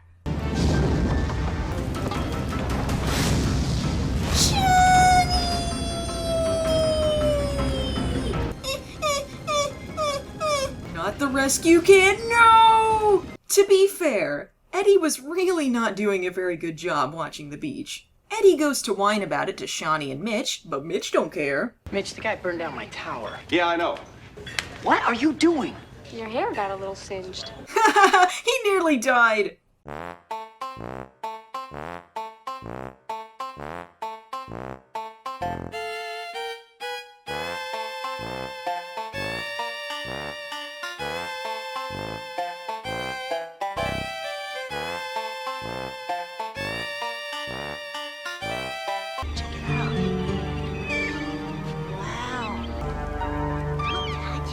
I sure am a child. Anyway, the spice is killing all our fish. Damn those druggy fish, will they never learn? Hello, it's me. I'm back to Detective. Who are you? I was here 3 episodes ago. Oh, cool. Will you be my father figure? Okay, I'm never coming back. Meanwhile, Hobie is convinced his dream was prophetic. You saw the future. Get real, Hopester. I gotta wait for Baywatch Nights for that kind of shit. But Dad! Prophecy schmophecy. I've got some sweet-ass waves to catch with Shippy and Yumi on my Wave Runner TM.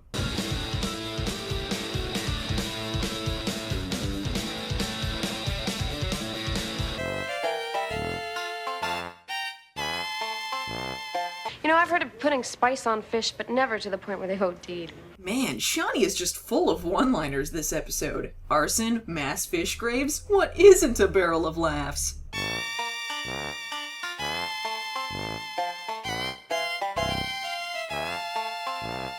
it was horrible. I dreamed there was another Hobie before me, and something terrible happened to him. Shh. It's okay. He's at peace now. What?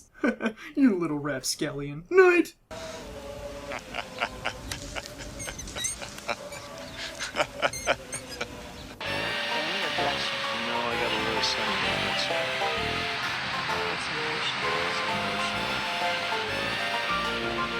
Eddie and Detective Coca-Cola team up and track down a boat they think has been used as a spice drug lab. I'm the worst, greatest detective. How the wind gave me whiplash. Sending a chopper your way, 39er Alpha Wiener. Thanks for the moral support, babe. Even though the Wave Runner TMs haven't been approved yet, Mitch goes to the rescue anyway. He can make this save with the help of Wave Runner TM. Suddenly, I feel like I've missed something. There's a couple of guys being chased on jet skis. This guy on a pier is really mad for some reason. There's like no lead into any of this. Literally, they're just going to investigate and then cut to everything. But now the important question is answered. Is Hobie psychic or not? Dad, watch out! Dad, behind you! Yep, pretty much. Holy sweet lord, yes! My Save Runner TM! Next time on Baywatch, Gilligan's Island crossover. Little buddy!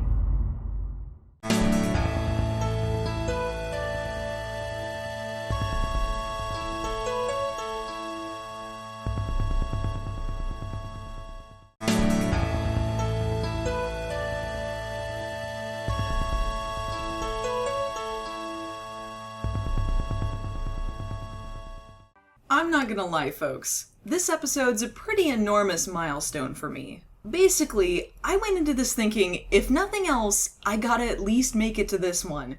If I died and this was the last episode of Baywatching, I'd be okay with that, because this was one of the most surreal things you will ever see. Much like Eddie, you'll be wondering if any of this really happened or if it was all just a dream. But it happened. It's now. I was there. Gilligan's Island crossover. Gilligan's Island crossover. Gilligan's Island crossover. It starts with Harvey, Skip. As of, and only in this episode, Eddie is obsessed with Gilligan's Island. This seems like a strange character trait for him, but I don't know. I guess I've never been obsessed with a TV show before. God, look at Ginger. All those years on the same island with the same dress, and she still looks fantastic. I mean, me, you know, I got a bathroom, cosmetics, I'm still trying to get it right. Tell me about it. What? Don't hit me! My bones are like paper! Everyone joins in on the Gilligan's Island marathon, talking about how much they love the show. Ah yes, this was always a thing. You know what I love about Gilligan's Island? It's so realistic. You know what I liked about— Nobody asked you, Brooke. No matter how much you show up, you aren't a character. I love that the professor invents stuff, because as of this episode, I do too. The hell is going on here? Gilligan's Island trash? The boom mics are so prominent they're becoming recurring characters. Get the hell out of here. I'll tell you what, I'll have no part of this garbage this episode. But wait, did I tell you how much I love Gilligan's? Did someone order some product placement? Growing up an orphan, never having a family. Well, those 7 people on that island became my family, Garner. That's pathetic, Eddie. Shut up, I had no family! What about that sister you killed? But wait, someone's making out on the beach and it isn't Eddie. I'm gonna need my lifeguard can for this. Nobody touch him. I've got to take some hilarious pictures. Less than 10 minutes in and Eddie is injured again? Hot dog! Don't worry, folks. This is only my 3rd traumatic head injury this week. Nobody was worried. Yeah, shut up. I'm not gonna spoil any shocking revelations here, but this head injury is a huge plot point. But what could it be? When someone's engine dies in their Wave Runner TM, Eddie and Shawnee go out to investigate. This gives Shawnee ample opportunity to roll her eyes at the stupid flirting victim. Is this show still trying to make Eddie into a sex symbol? Unfortunately, the Eddie curse strikes again, and they end up stranded on an island waiting for help. They're trapped on the island for roughly as long as it takes for their feet to touch the ground when they decide they need to start a fire and look for food. It's gonna be a rough stay. Shawnee makes the fatal mistake of giving Eddie a responsibility more complicated than fit this block into the correctly shaped hole. However, the show has a plan to make you forget how horrible he is, for who in all of TV land is an even bigger failure than Eddie Kramer. Hey! Whoa, uh-oh. Gilligan? My hero! Why do you run from my love?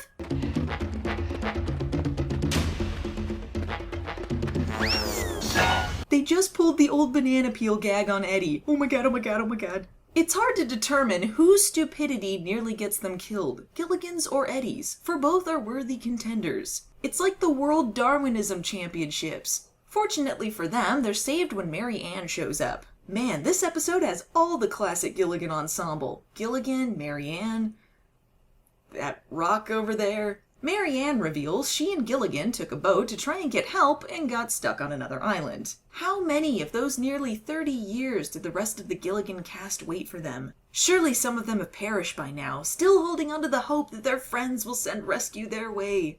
How many graves did the skipper have to dig? How many? And I owe it all to you. It's the least I could do, Marianne. Oh God, no! Everybody, let me have your attention. It is my privilege to introduce Gilligan and Marianne. What? You wait 30 fucking years to get them off the island and it happens off screen? Bullshit. No one seems fazed by the fact that these fictional characters are apparently real. Whatevs. Happens. Oh, and by the way, Captain Thorpe won $70 million in the lottery off screen too. Happens. Meanwhile, Eddie continues with a strange Oedipus complex by hitting on someone who reminds him of his missing mother, who also happens to be a fictional character from a TV show. A psychiatrist would have a field day with this schmuck. You're right, I'm hungry. I can't wait for a hamburger and fries. Hamburger and fries are loaded with cholesterol. Shawnee, the man's diet for 30 years consisted of coconuts and broken dreams. Let him have a damn burger. Did you ever want to see Mary Ann discover 90s bathing suit butt floss? Well, now you can. I've got to try one of those on. Thank you, good. Oh, I stepped on a jellyfish. Suddenly, everyone has taken on the personas of random Gilligan characters. Captain Thorpe buys a boat and names it the Minnow 2, and then they all decide to go out and rescue the other castaways. I think you can see where this is going. Also, what a dick! I thought I'd name it after the thing that caused your 30-year entrapment in the first place. You're the skipper.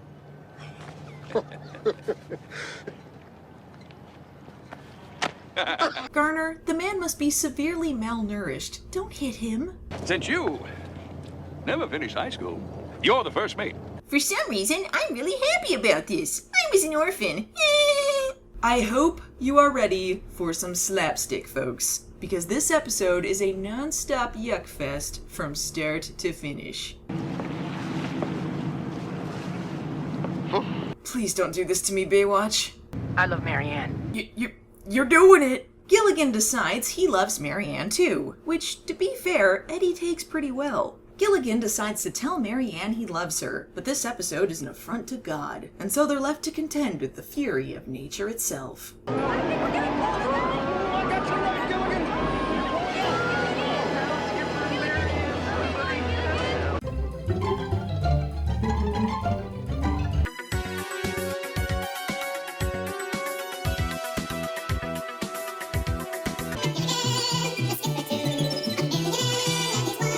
What is happening? They're doing the theme song, Lordy Lou! And Eddie, this is your fantasy, man, and you not only cast yourself as Gilligan, but also the millionaire's wife? Even in your mind, you're a gigantic loser. I'm not sure what's worse here, that or the fact you cast fucking Harvey as the professor. Gilligan and Mary Ann, old people romance, cartoony slapstick, theme song. The characters even occasionally forget to refer to each other by their real names and just go with the Gilligan motif. Slowly but surely, the lines between reality and fantasy are blurring more and more, leaving us nothing but a husk of a show, a representation of Eddie's swelling brain and massive head trauma, a mixture of self-parody and self-loathing from a little orphan boy who replaced love with moving pictures. God never wanted Gilligan to get off that island. He never wanted you, Eddie. Life is meaningless. You'll get used to that being shipwrecked. What was that?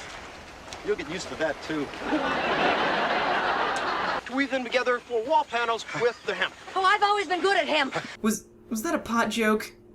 Baywatch, was that a pot joke? What's hemp? Oh, ruined it. So while you're trying to figure out just how high on medication you are right now, I'm gonna give some props to Baywatch. I'm left in awe that this episode is a thing that exists, but more so than that, I'm actually in shock that this is so well produced. Cut out the Baywatch portions of this, and you'll be watching an incredibly faithful recreation of a Gilligan's Island episode. Whoever made this clearly loved the source material, and everything from the character mannerisms to the jokes are spot on. That being said, Gilligan's Island is an incredibly idiotic show.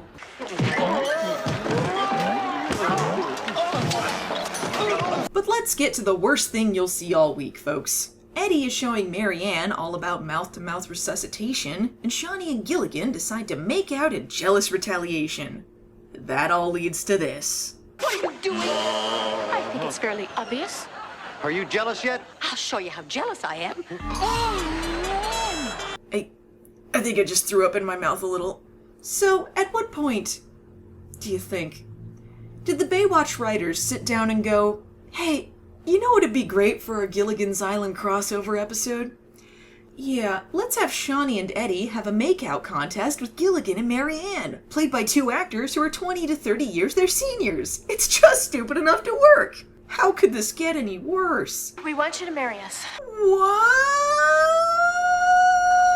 Performing the only decent act to ever come from Harvey, he interrupts the charade to tell everyone he's made a boat and they should all hurry to get off the island. The boat can only fit two, however, so Gilligan and Mary Ann are shipped off to get rescue. Before they leave, Eddie gives Mary Ann his blessing to get with Gilligan. So not only does he not get the girl in his fantasies, but apparently he's a Gilligan-Mary Ann shipper. And so Gilligan and Mary Ann are thrown out into the elements and never seen again. They're gonna die on a damn island. Thanks for nothing, Baywatch! But I thought you said you loved her.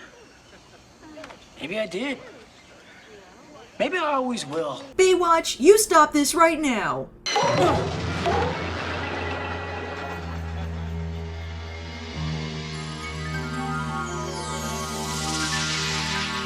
Ah, you got us, Baywatch! You super got us! Ah! So, like, Eddie was unconscious long enough to be taken back to headquarters? Is no one gonna take him to a hospital, or... Me love Mary Ann! Sounds normal to me. We were in Eddie's head all along, and none of this really happened. Or did it?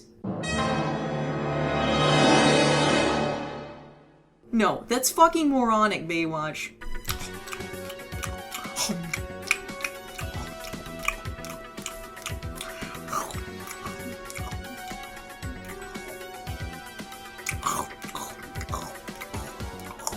Well, this episode sucked. Next time on Baywatch, Mitch puts his life on the line for a clip show. Is it worth it? Well, probably not. Boo!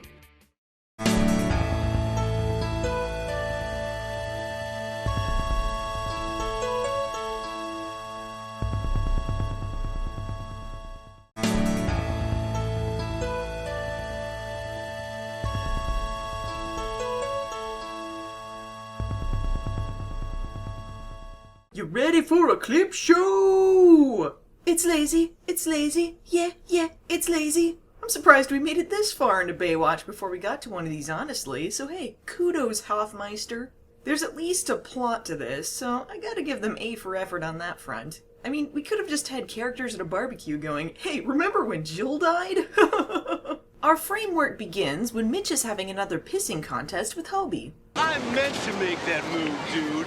Someday they're gonna call that a Buchanan and boogie board competition. Dad, remember when when you made a move and— It's not time for the clips yet, Hobie. You're not doing it right. Hobie mentions he had a discussion with his mother about going back to Ohio with her, which is exactly the story Mitch tells people when they ask what happened to the first Hobie. Did you ever get to a point where you gotta make decisions that are gonna change your life?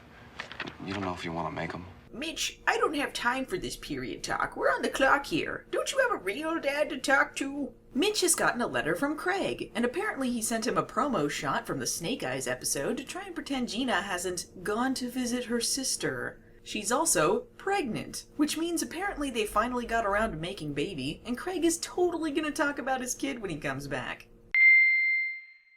Anyway, Craig McSoulless Eyes has offered Mitch a job, which would pay more, but mean he'd have to leave Hobie with Gail. So no loss there. Via reused footage, and we haven't even gotten to the clip portion yet, Mitch decides to go out and clear his head for a while. I sure am having a crisis here. This reminds me of the time Eddie accidentally strangled himself while flossing his teeth. Speaking of stupid children... I'm a stupid child! My dad's trapped underwater! Say no more! My save! Unfortunately, Mitch comes up too fast and gets the bends. This drama seems like a convenient excuse for more trips down memory lane. Don't worry, Mitch. Let my comforting touch bring you through this. Just like that rescue I did last week. Don't trust him, Mitch. He cut himself spreading butter on toast today. That was yesterday. Today I thought a handful of peanuts were wasps and ran into a wall. Was that before or after you yelled at Shawnee in a jealous fit and broke your nose on the wall? What's got your panties in a twist? Did the local bully beat you up again and steal your milk money? Nah, he just twisted his ankle after spending an extra hour in the ball pit. I'm glad you have a voice now, Numi. Thanks, Mitch. I'm sure it'll be inconsistent like everyone else's. Watch your head. Thanks for slamming me into the wall, guys. Mitch can't die. Not after he saved me from several dozen rakes. I haven't felt this nervous since I fell off my big wheel on the way to work. I can't die. Not until I slap Eddie in the face with a pufferfish and he rubs jellyfish on his face for ointment. It's at this point that the episode just turns into an elaborate music video. A montage of montages, if you will. I've been through so much. Seen so many things. Eaten so many burgers.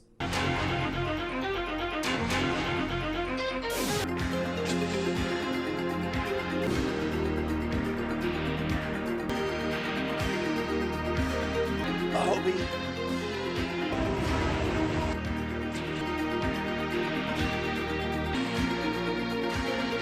He's gone into a feverish dream sequence. That's when we get to the really weird shit. Hobie? This is just like the time Eddie burnt himself with an unlit candle, cut his fingers by grabbing scissors the correct way, and got headbutted by his own butt. That's ridiculous. That would never happen. What are you staring at? Get back, demon! A continual swarm of woodpeckers upon you! Hamburger dog! You and I shall become one! Fuck this shit, I'm out. Dad, if you can hear me, you gotta be strong. Don't be like Eddie when he picked a gherkin out of his burger because they make him cry when he eats them, and then he slipped on it later and got impaled on a spike.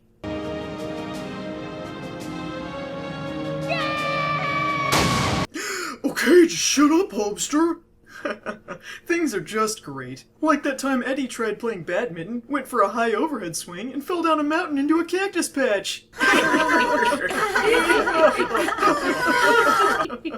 enough. Next time on Baywatch, Shawnee reminds us Harvey exists. Meanwhile, Eddie has a sibling he didn't kill. Bam!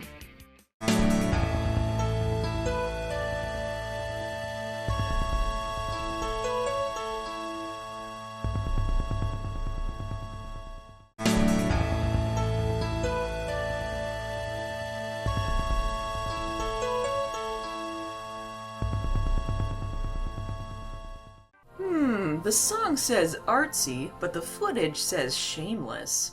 I hope you realize it's 5 minutes before we even get a line of dialogue in this, so there's plenty of time to take a pee break, make some nachos, break out a board game, whatever. So this is Shawnee's friend Debbie. You know Debbie, she's been her BFF all along. Via expository dialogue, we discover a few things about Debbie. She's training for the Olympics, her father is tough and disapproves of her boyfriend Zach, and she's having a secret beach party which Shawnee and Eddie are not invited to. I think we know the reason for that. Eddie loved donut! Speaking of Eddie, he's got some lifeguard stuff to do.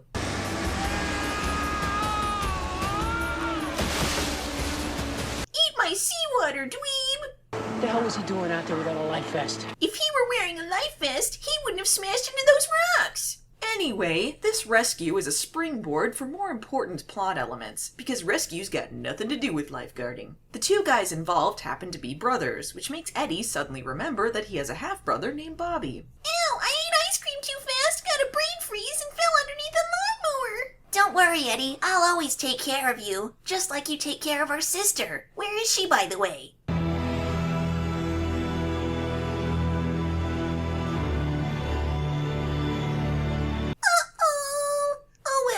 I'll always have Gilligan's Island.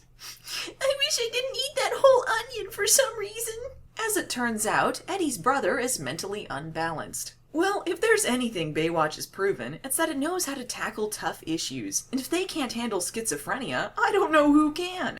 I mean, we did have Craig through all of season 1, so it's not like this show is a stranger to mental health issues. Just to prove I'm not a butt all of the time, I'll give Billy Warlock some props for his acting in this scene. It's not too over the top, but it's just enough to make you feel for him. And this scene is one of the few examples where Eddie isn't just playing his foster care card to whine about something petty. Meanwhile, Domino's Pizza Party! Dad? That shark was not apparently in the mood for Domino's. Oh my god! Dad!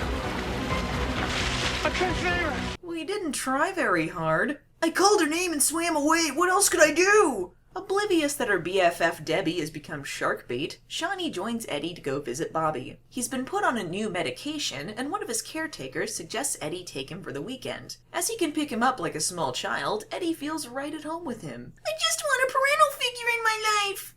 When they return to Baywatch HQ, Shawnee doesn't know what horrors await. Hello, I'm obnoxious. No! Bros montage! Things are going perfectly. Looks like Bobby's here to stay. Well, I am your brother. Nothing will ever change that. But you used to need me. I was your big brother. You. Now I will always need you. No, because Jack and the Beanstalk might eat Peter Rabbit before the kidney beans open up. Watching the door, you slammed so hard, you broke the windows. Well, you seem like you should be left unsupervised. See ya! Okay! Let's move down! Move down! No, get out that way! Let's move! Okay, you guys were just asking for this to happen. Shouldn't a real lifeguard be watching that tower anyway? He's only 6 years old. He's got dark brown hair. He's wearing a yellow t-shirt. Not to worry, I'll fix this. Not again!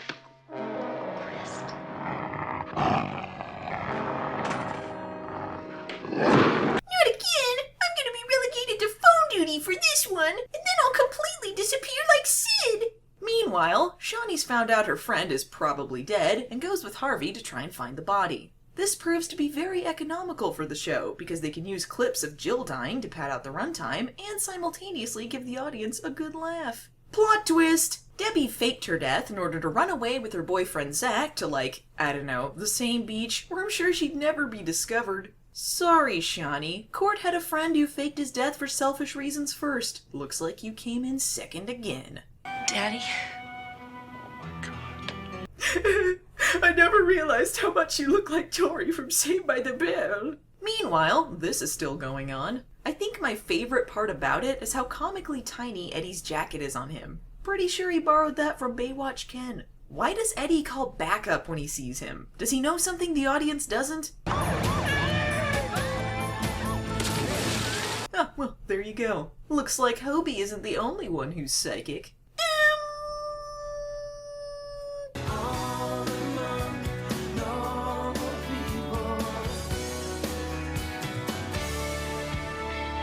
Looks like you almost drowned another sibling, Eddie. Yeah, shut up! See you, Eddie! Bye! Well, we can just forget he ever existed. See you later, Bobby! Next time on Baywatch.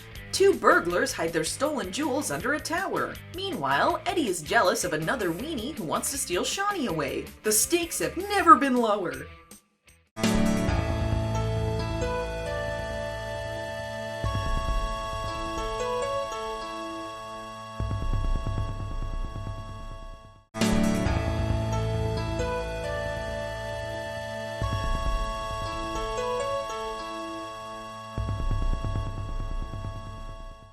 Okay, enough with the damn emotional stuff, Baywatch. The audience thirsts for more action. And this episode, we immediately begin with two burglars tripping an alarm and making a break for it. One of them is played by replacement Styles from Teen Wolf 2, who I guess I'm just destined to see in everything I watch lately. The other is played by Brian Patrick Clark, who is apparently one of the best celebrity runners in Hollywood. His talents are used well here. Look, running! Styles, too, buries their stolen jewels under a lifeguard tower to retrieve later. Shawnee's tower! Man, it's always the main characters, am I right? Can you imagine if he buried it under, like, lifeguard number 6's tower, and the whole episode was just, like, a quest for lines? My mother, she used to feed these to me every morning, for breakfast no less. She wondered why it turned out this way. All I wanted was a bowl of Wheaties, Ma! Quirky or stupid? Okay, so this dweebo is apparently unhealthily obsessed with Shawnee, who doesn't seem to be turning him down. Well, I guess he does appeal to her taste in men, short idiots on the verge of injuring themselves at any given moment. Our two bumbling thieves stake out Shawnee's tower, and in entirely black ensembles on the beach, they do nothing if not blend in inconspicuously. I made this for you. Oh, so you're a crazy person, I see. What should McDweebington come across but the jewels? Now he can surely win Shawnee's heart. If I just slather these in peanut butter and macaroni, she'll fall in love with me. Hee! What the hell were these two doing all day? Did they not notice him finding the only thing they were watching? And for the second episode in a row, Mitch makes up some imaginary trip to go on to explain why he doesn't have much screen time. Thank God. If they hadn't told me, I'd be worried he was dead forever. That brings us to our B-plot. Harvey teaching a girls' windsurfing class despite knowing nothing about windsurfing. I love endangering lives. Harvey, you're the worst. Hey, Brooke, you're worthless. Thanks, Captain Crunch. Meanwhile... Oh my God, Shawnee, run! Run! What's this all about, Ian? Are you really not aware? He's not really that subtle, Shawnee. The candles, the music, the sexy dress. What's going on here? He invites her to a nighttime poetry reading, and she explains that she's involved with someone and also living with them. The last part being news to me. Whoa! Don't tell me Eddie got you all those. Not on a lifeguard salary. I'm just here to spread the guilt trip and insult Eddie's financial situation. Go me! I guess I have time to be awesome and break up a beach fight. Ain't no thing. Eddie's working a lot to make up for Mitch being on a trip. I guess I'll check out Dweebenstein's poetry slam. This is a valid reason to consider cheating. For once, I'm not the scumbag.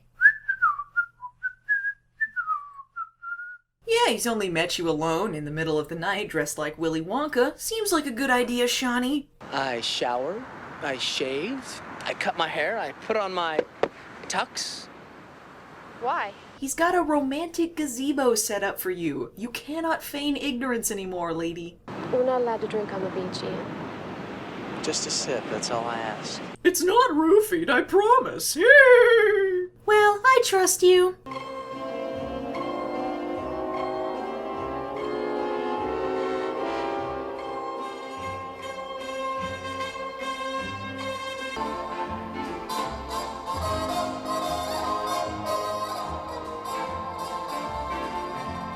What is going on, Baywatch? This is by far the strangest montage they ever did, and I'm just baffled when I try to figure out what led to this being put on screen. By the way, one of the writers for this did Cyborg Cop and Kickboxer, and that just adds to my confusion. What is this episode? Styles 2 is dead. Oh well. I'm just ecstatic that this is the noomiest episode so far. But first, what I'd like you to do is write down your names and telephone numbers for me, if you would.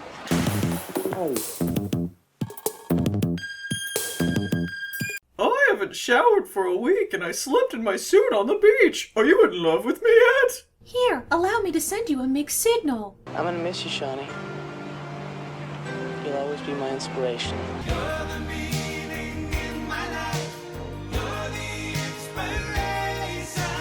A rumpled suit? He must have found the jewels! Eddie is, for once, rightfully jealous when he sees all of the roses Shawnee was sent. I hate to give him credit, but Shawnee, you're clearly the idiot here. If anything, Eddie seems to remarkably underplay his reaction to her receiving 137 roses from a stranger who writes her poetry.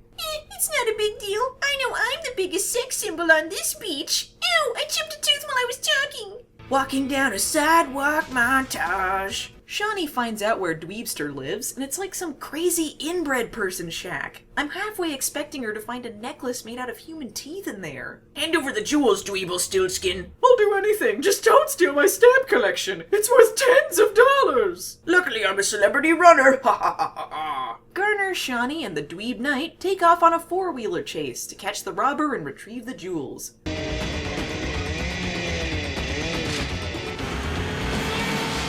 Garner, no! Damn, he's too cool for school. He didn't take into account a small mound he could have easily driven around.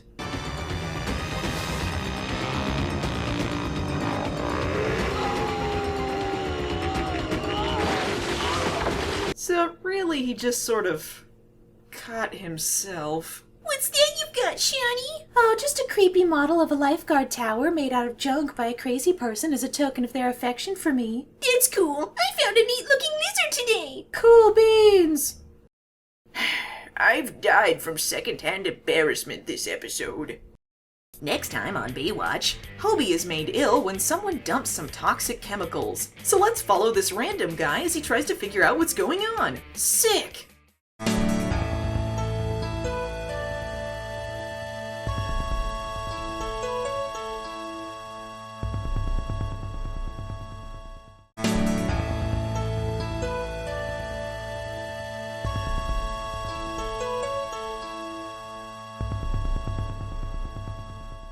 Stupid Hobie plot incoming! Whimsical bike riding time waster? Or gateway to danger? Oh no, my fully grown stunt double! Luckily, Hobie takes after his father. My save! Why does everyone assume as soon as someone else hits the water, they're gonna drown?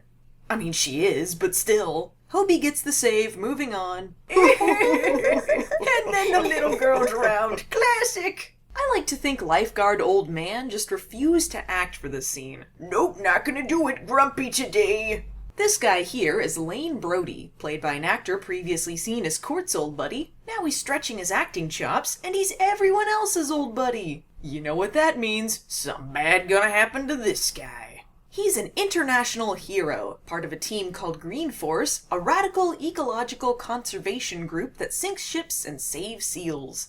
Not to mention 60 days in an Alaskan jail. Yeah, more like a maximum security igloo. What?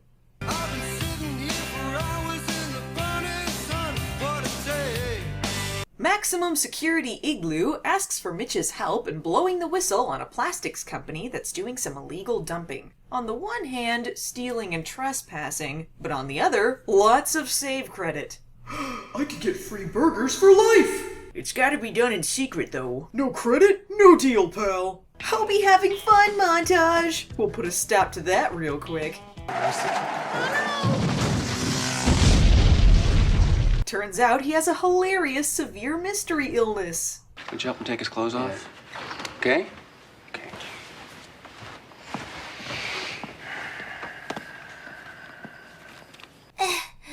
I have so much to not live for. Hey, are you gonna eat this corn dog, Hopester?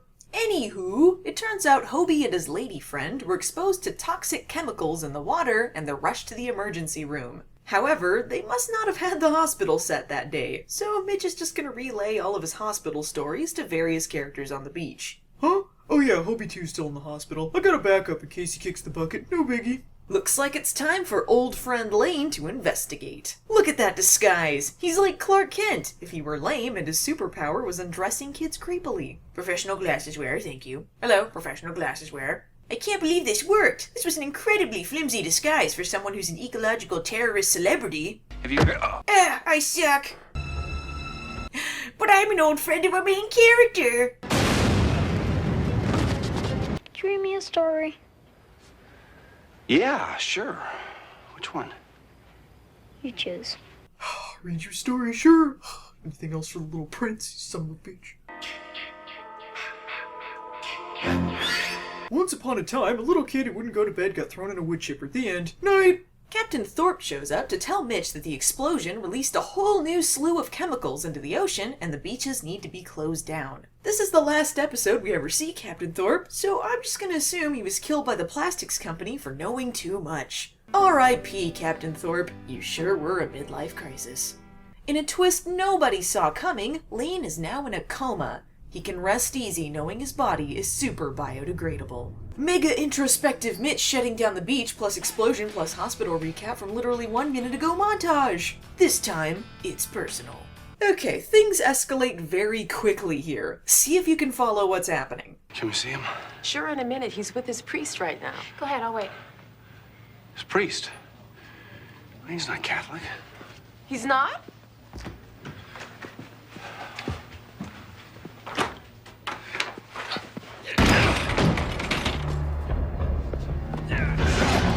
Brilliant! It takes approximately 20 seconds for it to go from Mitch calmly talking to a receptionist, to kicking down a door, to tackling a goon disguised as a priest.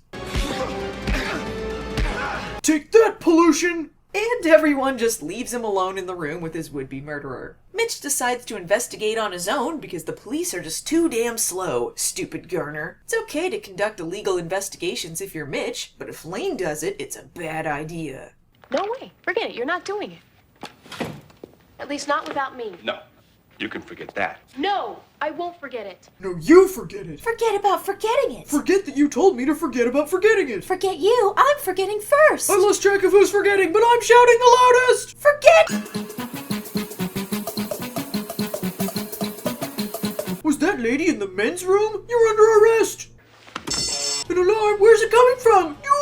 Luckily, there are barrels randomly in front of this door. My save! Well, that was pointless. My save, bitches! They have armed guards? A friggin' boat patrol? This plastics company is diabolical. Oh damn, they reached the shore? Guess they got to home base. I guess you and I have formed a mutual understanding to conclude our subplot that's only just now been mentioned in this video. Feels like home again. Good. Hey, how about some cake? Yeah, I don't mind if I do. I died. Next time on Baywatch, Shawnee's parents disapprove of Eddie. Meanwhile, Harvey and Mitch take on an amphibious jeep. I say.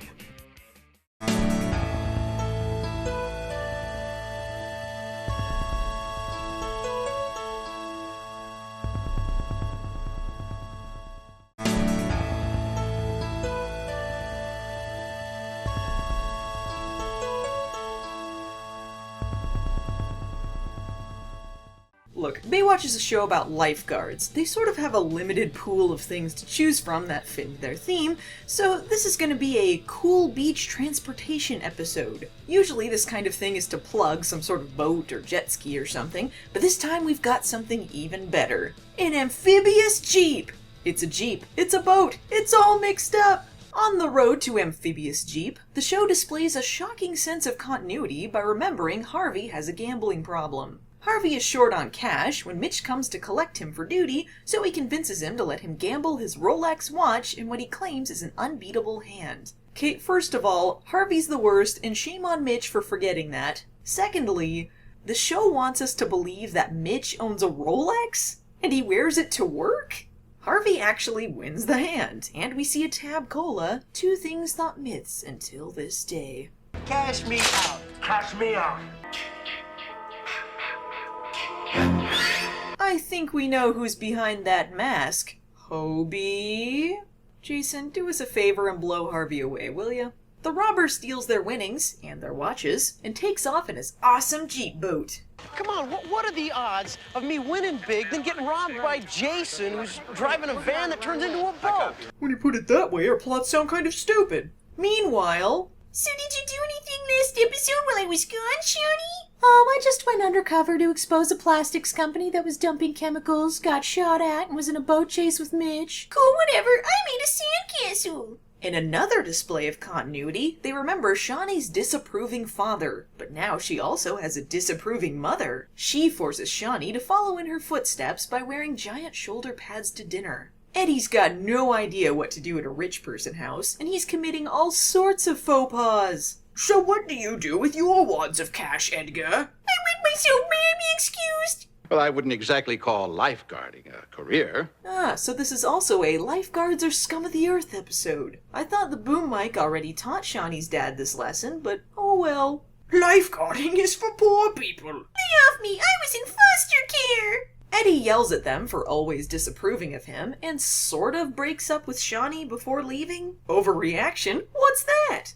So, dessert? Time for Eddie to get some life lessons from Mitch von Malibu. True story. When I first saw this episode, I legitimately thought he was running with Hobie there. Your sweatpants are by far schlubbier than mine. No, yours are. No, I insist. Mitch is shocked to discover Eddie dropped out of high school when he was 15. That's not what you put on your job application. Well, Captain Thorpe seemed to know about it, but maybe that was just imaginary Gilligan's Island Captain Thorpe from Eddie's hot mom fever dream. This high school plot goes nowhere, by the way. This is the last time it's ever mentioned. When you're rich, you have a horse on the beach for no reason. Eddie is the best thing that has ever happened to you. Oh, you're serious. How you like my new watch? This is the worst thing to ever happen to Mitch. In last episode, Hobie nearly died. He and Harvey go on a watch investigation, and that leads them to a shop that's working on unregistered amphibious vehicles and having a gun pointed at them. Better play your cards close to your chest on this one, boys. That's it. You've seen one like this before? Where? It was used in a robbery at sea. He just aimed a gun at you, you dipweasels. The guy claims he made 2 prototypes of the car, and his partner stole the other one. But you know what I could really go for right now? An unnecessarily intense slow-mo montage of Shawnee shopping with her sister.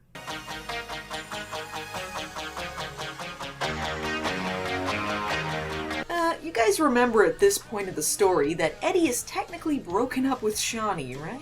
Eddie is the best thing that has ever happened to you.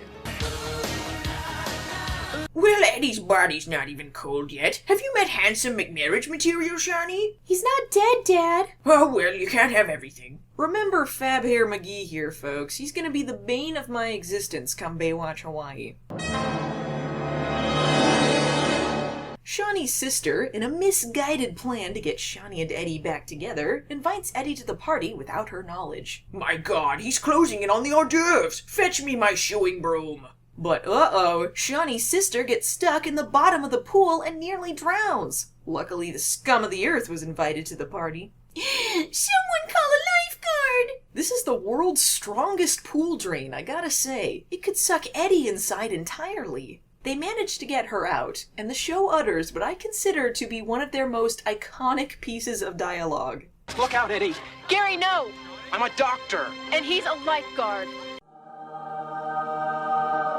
Put that on an ugly crop top right now. The air goes in the mouth hole, right? Drowning? I disapprove. What happened? Eddie just saved her life. That's what happened. I wet myself again.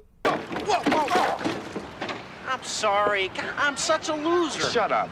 No, I mean, even when I win, I can't win. Shut up, will you shut up? I could watch Mitch berate Harvey all day. In a shocking twist, it turns out the guy who had the exact vehicle that robbed them had not, in fact, created 2 prototypes and was the robber all along. I must remind you, Mitch eventually becomes a PI. Time for a car chase! But how can they battle what claims the domain of land and sea? Well, he just keeps going on land and driving into the ocean again very slowly. It was probably more exciting on paper. How did they keep losing him? He's so slow! Look at this. Mitch outruns him on foot. And they draw this chase scene out for like 6 minutes. It's interminable. My watch! That's my watch. Shawnee decides to move out and go live with Eddie. But I thought they revealed they were already living together 2 episodes ago. Now I just don't know anymore. So what if he saved my daughter's life? I disapprove. No joke, he just doesn't give her his blessing, and they leave it like that. Eddie is such a loser that even saving someone's life can't make him more appealing to Shawnee's father. Amazing! You made the right choice! Now the car backed up over me! Wait, what the hell? Harvey just gets to keep the amphibious Jeep now? Is that how criminal investigations work? If you take down the culprit, you get to keep the getaway vehicle? Hey, about the only thing it doesn't do is talk. Doesn't talk? Forget it. Fuck off with your references, Michael. Next time on Baywatch, Eddie rediscovers his first true love. Will he and Shawnee stay together before the season ends? And how much longer till Pamela Anderson shows up? Find out next time.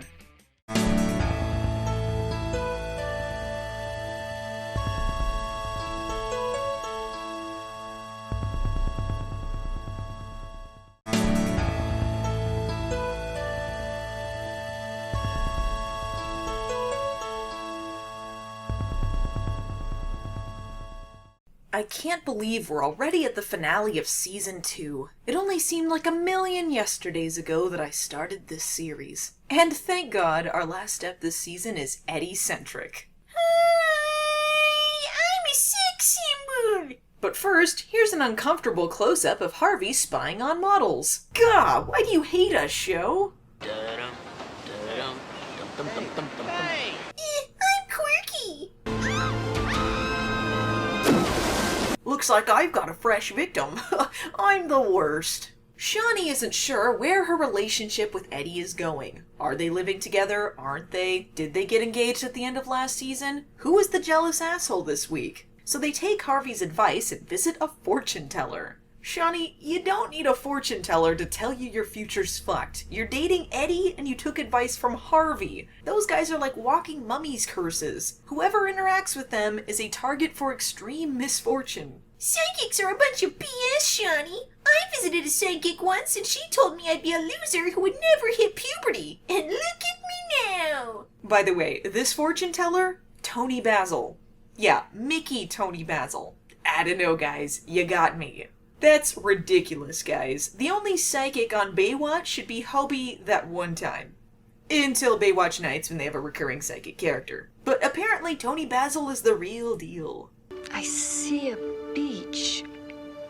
Somewhere else. How old are you, 14, 15? I thought Eddie hadn't even seen the beach until he was 19. I didn't even see the ocean till I was 19. And if he was 15 in 1985, that means his age is now 22. By the next episode, who knows? FYI, Billy Warlock was 31 at the time. She tells him he's going to see the first true love of his life very soon. In an extremely uncharacteristic move, Eddie takes off in a whiny huff. You're my first true love. That'll be $25, please? Mom, forget the money. Hey, look, I am sorry, but I can only tell you what I feel, not what you want to hear. $15? But Eddie's in denial land, because who should show up but some lady he had a crush on when he was 15? This is somewhat of a family reunion this episode. One of the kids, I think this kid, is played by Joshua Burke, son of Michael Burke, one of the show's creators and the writer and director of this episode. The woman on the pier here, Lorna, is played by Michelle Burke, Michael Burke's wife or possible gender swap. Also, the kid playing Eddie's younger self went on to win an Emmy for sound editing on Band of Brothers, making him yet another actor with one more Emmy than Baywatch. I'll pose for your picture. I fell off the pier. He'll do. So, Eddie has just always had a thing for mother figures, huh? Out of all the things for the show to choose to be consistent on, this is what they're going with? Shawnee starts acting pissy, saying she should duck away for a while Eddie meets his first true love. Guys, you were so unhealthily insecure in your relationship. What the hell are they so worried about? You know how lame almost everyone's first true love is? All they were told is he was going to meet her again, not get married. Which, coincidentally, you guys forgot you were gonna do. Also, can I just say, Eddie has the most boring first true love story ever.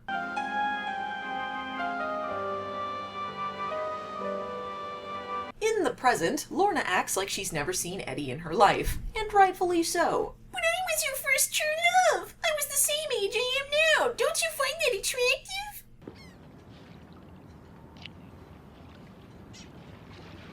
Oh, fuck off, you little troll. Are we supposed to find this conflict sad? It was yet another mom that Eddie got horny over years and years ago. Obviously, she didn't mean that much to him if he was perfectly happy with Shawnee until she came back around, so who cares?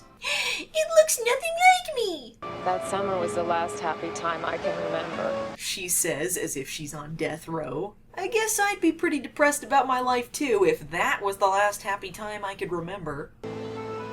Look, Shawnee, just drop the turd muncher. Trust me on this one. Shawnee shows the picture to Tony Basil, who predicts that Eddie will be in mortal danger. What, you didn't think to warn him about that the last time he showed up? Oh no, the boring first true love thing was the most important part. Pfft. Garner, can you check out Eddie's Mrs. Robinson from when he was 15? This seems like a gross misuse of police resources, but okay.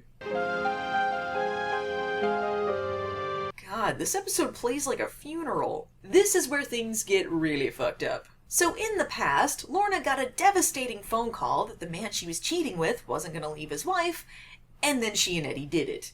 Keep in mind, he was 15 at the time. It's not romantic. You know what that is? Statutory rape. Which, as you might recall, Eddie was accused of not too long ago. Also, it's not often you see a show creator boldly write a scene where his wife has sex with a 15-year-old, but Baywatch was always a trailblazer.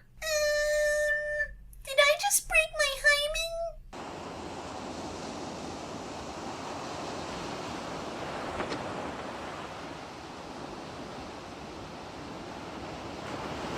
So wait, the night the guy she was cheating with broke up with her, and then she had awkward rebound sex with a 15-year-old was the last happy time she could remember? Lordy. About an hour later. He watched her from her window for an hour after that? Ew! Later that night, the guy that broke up with her was found dead. She claims she was framed, and she's been living on the run ever since. Shawnee, Harvey, and Garner go back to the psychic to investigate Eddie's possible oncoming doom. Okay, first of all, why is Harvey even there? Secondly, this is Garner's investigating method? He has evidence that Lorna is a possible murderer. He can't use any of this psychic crap in court. No wonder he ends up joining the Knights team. I see the number 2. You and me both, lady. It turns out the only other guy who isn't a main character is the murderer. He murdered the guy and helped Lorna run away because he was in love with her.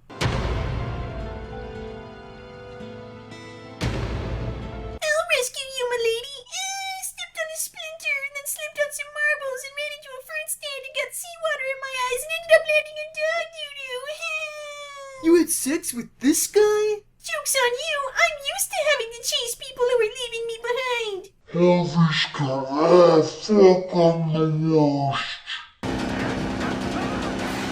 I'll rescue you. Ow. So are we still getting together, or... Oh, no. No. How about me? Do we got a chance? Sure. Hot damn! Harvey has some broken ribs from being a general douche canoe, and this is the last time we ever see him. I'd say it was sad to see you go if it were true, Harvey, but you're the worst, so get out. Next season on Baywatch, did you know Mitch has a prospector uncle? Also, Pamela Anderson finally shows up. Danger awaits next season.